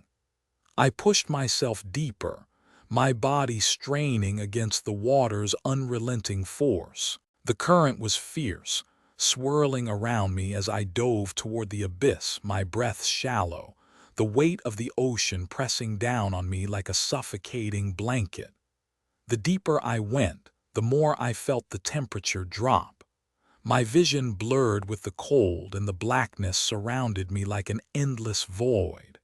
There was no light here, no indication of where I was going, but I knew instinctively that I was nearing something I wasn't supposed to find. Then, as if guided by some unseen force, I saw it. At first, it was just a faint flicker in the distance, almost imperceptible like the glow of bioluminescence. But as I swam closer, I realized what I was seeing. The ocean floor, unlike anything I had ever encountered. It wasn't just rock and sand. It was a network of crystalline structures, glowing with an eerie, pulsating light that seemed to be coming from deep within the earth itself. The entire area seemed alive, as if the ocean was a living organism and I was swimming through its veins. I blinked, trying to make sense of the landscape before me. The sea creatures that surrounded me were unlike any species I had ever encountered. Giant, translucent beings floating gracefully through the water, their bodies emitting faint glows that lit up the darkness. Their forms shifted and shimmered as though they were made of liquid light, each one a perfect example of life, adapting to an environment I couldn't fully understand. Some of them were almost geometric, their bodies composed of perfect angles and symmetrical shapes, defying all of nature's supposed rules. But none of them were as strange or as terrifying as the entity that lay in the heart of the abyss. I paused, suspended in the water, my eyes wide as I beheld it. The entity was massive. At first, I thought it was a natural formation, a rock or coral structure the size of a small mountain. But as I moved closer, I realized it was no mere geological feature. Its surface was smooth, almost like glass, and it emitted a faint, pulsing light that seemed to resonate with the rhythms of the ocean itself. Its size was incomprehensible, beyond anything I had ever seen. It was as if the very ocean had shifted to accommodate its presence. But what struck me the most was its intelligence. It wasn't just a creature, it was an entity. It was something that felt like it was not just alive, but conscious. It pulsed with energy, sending out waves of understanding that flooded my senses. The thoughts were not words, but feelings, knowledge, waiting, watching. And as I drifted closer, I felt the sensation of being watched, of being observed by something ancient, something that had existed far longer than humanity ever had. And then, like a wave crashing against my mind, the realization hit me. This entity wasn't hostile. It wasn't some monstrous predator waiting to strike. It was simply waiting. It was a force of nature, observing humanity's evolution with patience that spanned millennia. It had been here long before we ever set foot on this planet, and it would likely remain long after we were gone. I reached out a trembling hand, almost instinctively, as though drawn by an invisible pull. The entity responded, its light shifting in patterns that almost seemed to communicate, a language not bound by sound or sight, but by some deeper connection. The feeling it transmitted was one of calm, of ancient wisdom, as though it was trying to impart something to me. For the first time, I realized that the entity's existence wasn't just about power or dominance. It was about preservation. It had been lying dormant, hidden beneath the ocean for reasons we couldn't understand. But now, it seemed that humanity had reached a point where the entity was being awakened. Its knowledge, its power, the truth, was on the verge of being exposed, and that truth was too much for the world to handle. The entity wasn't hostile. It wasn't here to destroy us. It was here to keep the balance, to ensure that certain knowledge remained hidden. It had seen the rise and fall of countless civilizations before ours, and it would witness the fall of humanity too if we didn't learn to leave it alone. The realization that hit me with the force of a tidal wave was that the mission, the abyssal, the government conspiracy, and everything that had led me to this point, it wasn't about discovery. It was about containment. Humanity wasn't meant to know the truth, and whatever knowledge the entity held, it wasn't for us. It couldn't be. I felt a deep, unspoken warning emanating from it, an understanding that the entity had been waiting for us to cross this line. It had been observing humanity's progress, watching us evolve, but it had kept its distance. Now, however, the time had come for us to decide whether we would continue to seek the forbidden knowledge buried beneath the earth, or whether we would respect the ancient, unspoken agreement that had kept us at bay. I turned away from the entity, the weight of its intelligence pressing on me like a physical force.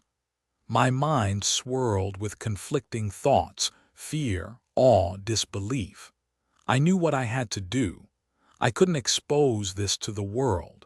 If I did, it would destroy us. I had learned enough to understand that some truths were too dangerous to bear. But the truth was that we were not alone in the world. The ocean was far more than a vast, empty expanse. It was a place where ancient forces still thrived, watching, waiting for humanity to either evolve or destroy itself. I swam back toward the surface, away from the entity, away from the knowledge that would change everything. But even as I ascended into the darkness above, I knew that the entity's presence would remain with me forever, its pulse still echoing in the deepest parts of my mind. I had discovered it, but the true revelation was that some things were never meant to be found. And as I looked toward the surface, I couldn't shake the feeling that the entity would be waiting for humanity to realize this truth, sooner or later. The ocean was never truly still. Even when the surface appeared calm, the depths were alive with movement, with history, with things humanity could never truly understand. It was as though the entire expanse of the sea was a living organism, pulsing with ancient knowledge and power, waiting to rise and consume everything in its path. And now I was trapped within it. I had thought I understood the abyssal. I had thought I could make sense of the mission, the secrecy, the strange behavior of the crew. I thought I could handle the truth of what lay beneath the ocean, the entity that had been waiting for us in the dark, hidden for millennia. But nothing could prepare me for the madness that followed, the slow unraveling of everything I thought I knew about myself, about reality, and about the world. At first, it was small things. The ocean, once a calming presence in my life, now felt oppressive. The weight of the water above me felt like a constant pressure on my chest, suffocating me. I would hear whispers, faint at first, like the sound of distant currents but slowly growing clearer. The words weren't in any language I knew, but they felt like memories, old memories, ancient memories flooding my mind. I would close my eyes, and for a brief moment I was no longer on the abyssal. I was deep in the ocean, surrounded by the darkness. I would feel the weight of the water pressing in on me, but there was something else too, something I couldn't place. The sensation of being watched, of being studied by something far older than humanity itself. I would feel its gaze upon me, and for a moment I would lose all sense of self, as though the entity itself was speaking directly into my mind. These hallucinations, these flashes of memories that weren't mine, grew more frequent the longer I stayed on the ship. I would wake up in the middle of the night, drenched in sweat, my body shaking, the remnants of a vision still clinging to my thoughts. I would see the ocean, but it wasn't the same ocean I had once known. This ocean was a place of deep, unknowable power. It was a place of ancient creatures, of vast civilizations that had risen and fallen, and of beings whose minds operated on a level far beyond human comprehension. At times, the memories would come in vivid flashes. I would see civilizations I had never studied, ancient cities rising from the ocean floor, their inhabitants speaking in a language I could almost understand. I would hear their voices, but they weren't words. They were concepts, feelings, deep knowledge that had been buried for centuries. And just when I thought I could grasp it, the memory would fade, slipping through my fingers like water. I started to question everything. My own identity, my own memories. Was I really who I thought I was? Was my entire existence just a small part of a larger design?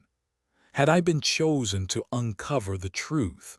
Or had I been led here by forces beyond my control? The questions gnawed at me, relentless, tearing away at the fabric of my sanity. The more I tried to hold onto reality, the more it slipped away. I began to see things that weren't there. At night, I would walk through the ship's corridors and I would hear footsteps behind me, echoing in the empty hallways. But when I turned around, no one was there.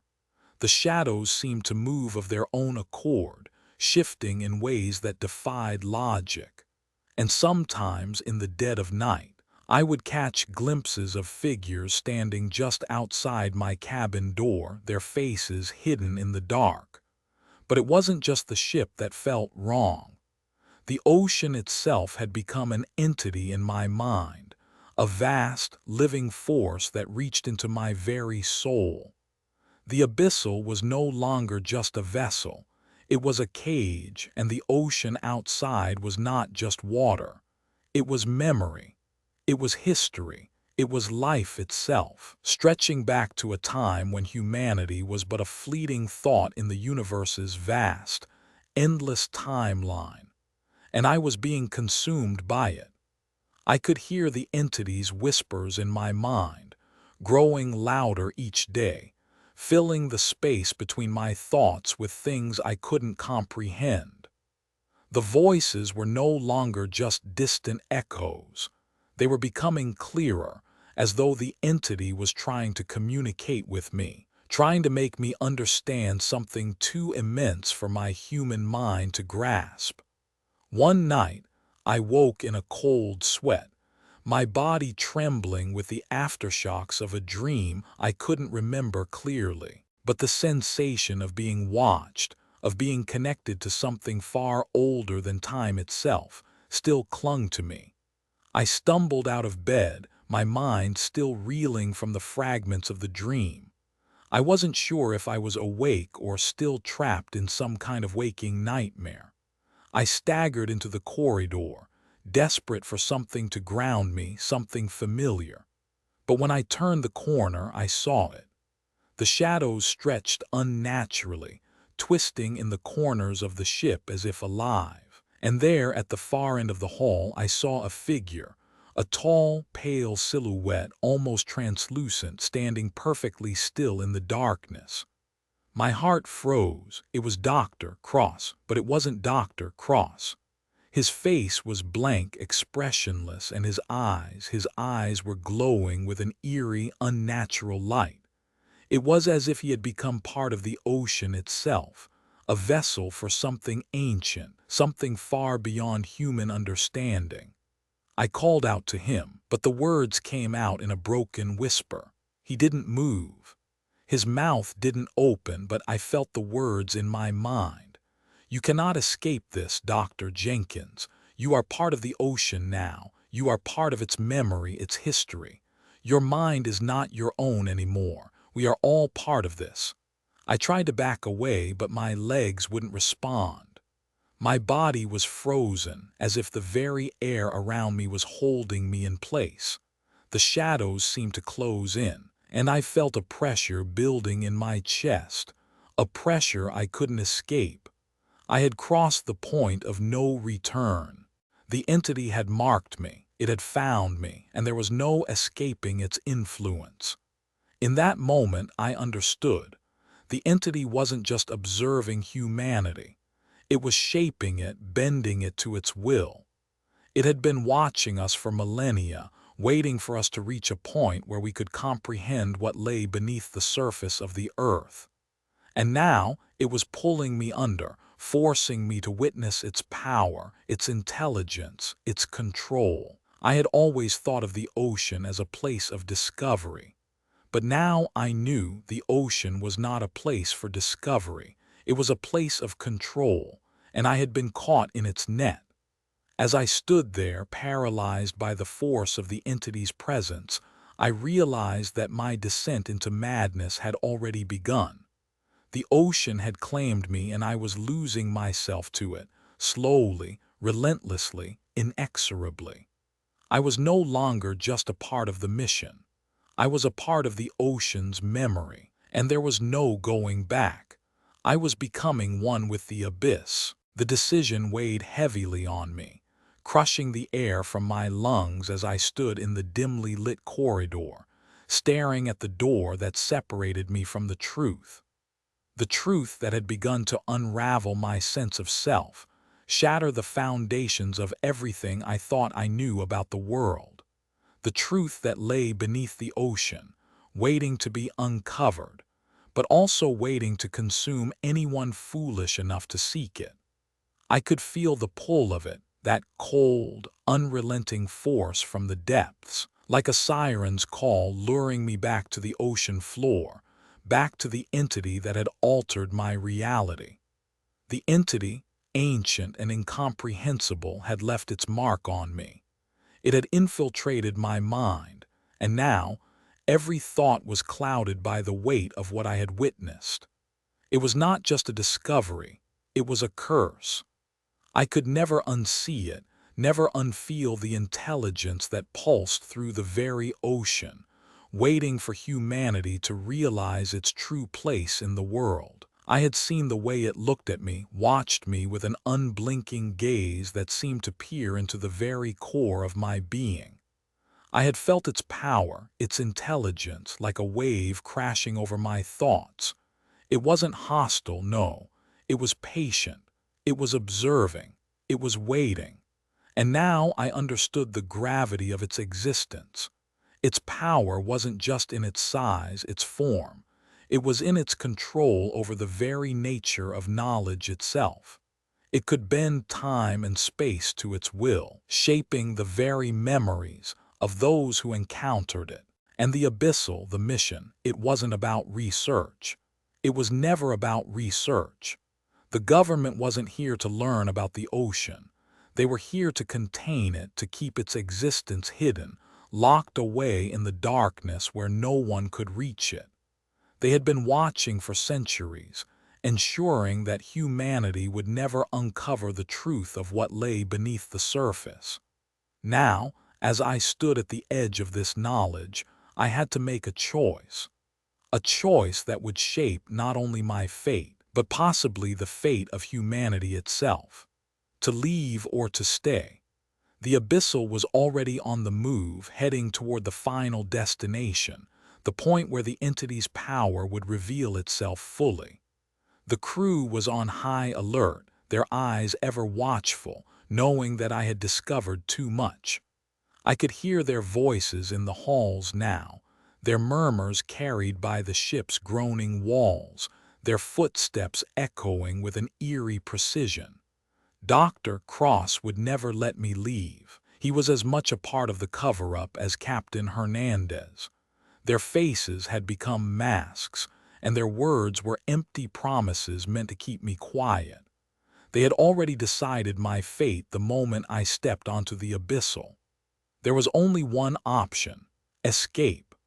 But the escape wasn't as simple as slipping away unnoticed. I had to decide, was I willing to expose the truth, to bring the world face to face with an intelligence that existed long before humanity, long before civilization itself? Or was I willing to stay silent, to protect myself and my sanity, to leave the ocean and everything it held behind? I moved quickly through the ship, the urgency of my decision clouding my thoughts. Every corridor felt the same, narrow, metal, claustrophobic. It was as if the walls were closing in on me, pressing down with the weight of my knowledge. The ocean outside seemed far away now, a distant memory. All I could see was the ship, the sterile halls, the figures of the crew moving like shadows, watching, waiting for me to make a move. As I approached the control room where the final decision would be made, a surge of fear gripped me. I knew what I had to do, but could I? I glanced around the corner, making sure no one was watching. Dr. Cross was in the control room, speaking with the captain, his voice low and calm as usual. They were making their final preparations for the descent into the heart of the entity's domain. I could feel it, the shift in the air. The moment was coming. The abyss was closer than ever. There was a way out. The emergency lifeboats were stored on the lower decks, hidden behind locked doors, but I knew the codes. I had overheard them during my time aboard the ship. If I could just make it there, I could escape. I could make it to the surface. I could expose everything, tell the world what lay beneath the ocean. It would be dangerous, but it was the only way. But as I moved toward the exit, a cold, terrible thought gripped my mind. What if I wasn't meant to escape? What if the entity knew I was coming for it? What if this was part of the plan? I had felt its gaze, the power that stretched through the water like an ancient hand, waiting to close around me. I wasn't just running from the abyssal or the crew. I was running from the ocean itself. What if escaping meant death? I reached the hatch that led down to the lifeboats. My hand hovered over the code panel, my mind racing. Could I do this? Could I live with the consequences of exposing the truth? The world wasn't ready for it. No one was. And if I left, if I exposed what was down there, they would come for me. They would silence me just as they had done to those who came before me. Mildred, Dr. Reynolds, they were gone because they had known too much. What made me think I would be any different? I felt my pulse quicken as the sound of footsteps drew nearer. I wasn't alone. Turning, I saw Captain Hernandez standing at the far end of the hallway, flanked by two armed guards. His face was unreadable, his posture stiff, like he had been waiting for this moment. He had known all along that I would try to escape. "Dr. Jenkins," the captain said, his voice low and measured, "it's time to stop running." I froze.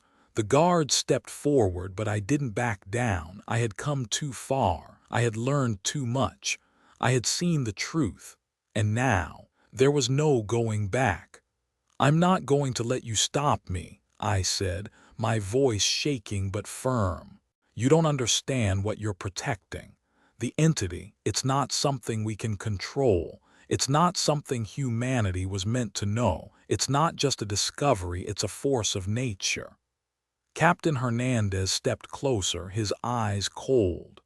"You're wrong, Dr. Jenkins. We have no choice but to protect it. You don't understand the consequences of exposing this to the world. You've been to the depths, but you haven't seen the whole picture. If you tell anyone, if you leave, the consequences won't just be personal, they'll be global." The words hung in the air like a final warning, and I felt my resolve start to falter. The escape was no longer just a physical act. It was a choice that would change the world or destroy it.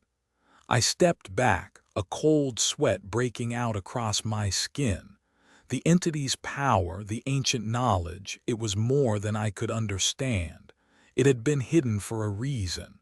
But now, faced with the looming threat of being silenced forever, the decision had become clear. I didn't know if I was going to live or die. I didn't know if I was going to change the world or shatter it. But one thing was certain. I couldn't stay silent anymore. With a final, resolute breath, I turned and ran toward the lifeboats, ready to face whatever the ocean and humanity had in store for me. The years had passed in a blur of numbness, a slow crawl back to some semblance of normalcy that never quite felt real. I had returned to my life, to the research, to teaching oceanography at a small university in Seattle. The coastal air, the rhythm of the tides, it all seemed familiar, comforting even. But beneath it all, I knew I was living a lie. The memories of the abyssal, of the entity in the depths, never fully left me. They lingered like a shadow in the back of my mind, always present, always watching, even as I went through the motions of my everyday life. The government had done their job well. They had erased all traces of the mission. The abyssal never existed in the official records, and the files that I had once thought were the key to exposing the truth were now nowhere to be found.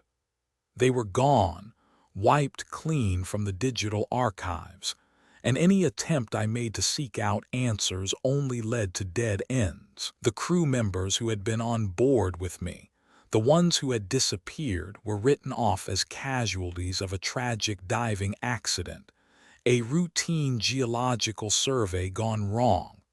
The truth about Dr. Reynolds, Mildred, and the others, what had happened to them, was buried with the abyssal. No one would ever know. I had been left to carry the burden of the knowledge alone.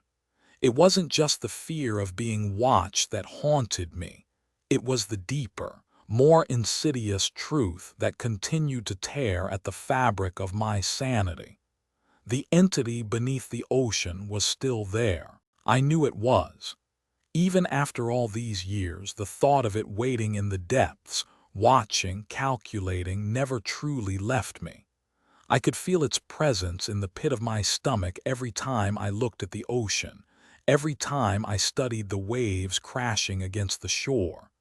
It was as if it was still pulling at my thoughts, like an invisible thread tugging at my very soul. But what truly kept me up at night was the fear that I wasn't the only one who knew. I had escaped the abyssal, but what if the entity hadn't just been waiting for me to find it? What if it was waiting for us all?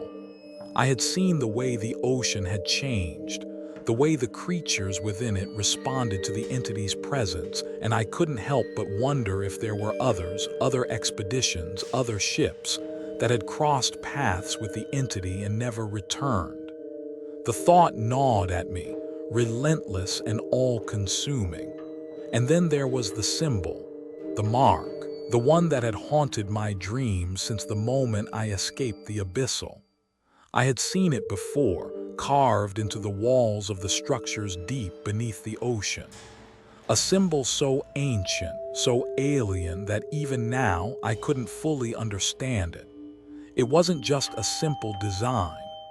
It was a pattern, an intricate, spiraling shape that seemed to shift and change with the light, like it was alive, like it was meant to be seen. It was etched into the ruins in places where no human hand could have reached, placed there by an intelligence far beyond our own comprehension. And for years I had pushed it out of my mind. I had tried to convince myself that it was just part of the hallucinations, part of the insanity that had consumed me after leaving the ship. But then, on a seemingly normal evening, years after everything had been buried, after I had buried it, I saw it again. I was walking home from my office, the streets of Seattle quiet and empty under the weight of the early evening fog. The city was peaceful, calm, a far cry from the madness I had lived through. But as I passed by a small, unassuming bookstore tucked away on a side street, something caught my eye. It was a faded poster pinned to the glass window of the store, advertising a new exhibit at the local museum. The theme, Ancient Civilizations of the Sea. The words were enough to stop me in my tracks, a chill running down my spine. But it wasn't the exhibit that drew me in. It was the symbol. There, on the poster, beneath the bold lettering, was the familiar spiraling design, the same one I had seen etched into the walls of the underwater ruins, the same one that had haunted me for years. My heart skipped a beat. I stepped closer to the window, pressing my hand against the glass as I tried to make sense of what I was seeing. The symbol was unmistakable. It wasn't just a random design. It was the entity's mark, the same one I had seen deep beneath the ocean, pulsing with ancient energy. It was a beacon, a signal. And now it was here on this poster, in the middle of a city I had thought was far removed from the abyss. I felt the ground shift beneath me, as if the very world around me had tilted off its axis. My mind raced, scrambling to make sense of it. How was this possible? Why was this symbol here in a museum advertised for a public exhibit? Was it a mistake, a coincidence, or had the truth been hidden in plain sight all along? I couldn't breathe. I backed away from the window, feeling a sudden wave of dizziness wash over me. The symbol was everywhere. It was in the air, in the walls, in the very bones of the world. I had spent so many years trying to push it from my mind, trying to convince myself that it had been a hallucination, that it wasn't real. But now, standing in front of that poster, I realized the terrifying truth. The entity wasn't just beneath the ocean. It was everywhere, watching, waiting. As I turned to walk away, my heart pounding in my chest, I felt the cold, unsettling sensation of being watched. I glanced over my shoulder, half expecting to see Dr. Cross standing there, his pale eyes gleaming with that predatory look. But there was no one. The street was empty. Still, I couldn't shake the feeling that the entity's gaze was following me, that it was no longer hidden beneath the ocean, but had somehow seeped into the world, into every corner of society. The symbol was the first sign, the first crack in the facade that had kept the truth hidden for so long. I wasn't safe. No one was. And as I walked away, I couldn't help but think that maybe, just maybe, the entity had always been here, waiting for the right time to reveal itself. The truth was out there, and it was coming.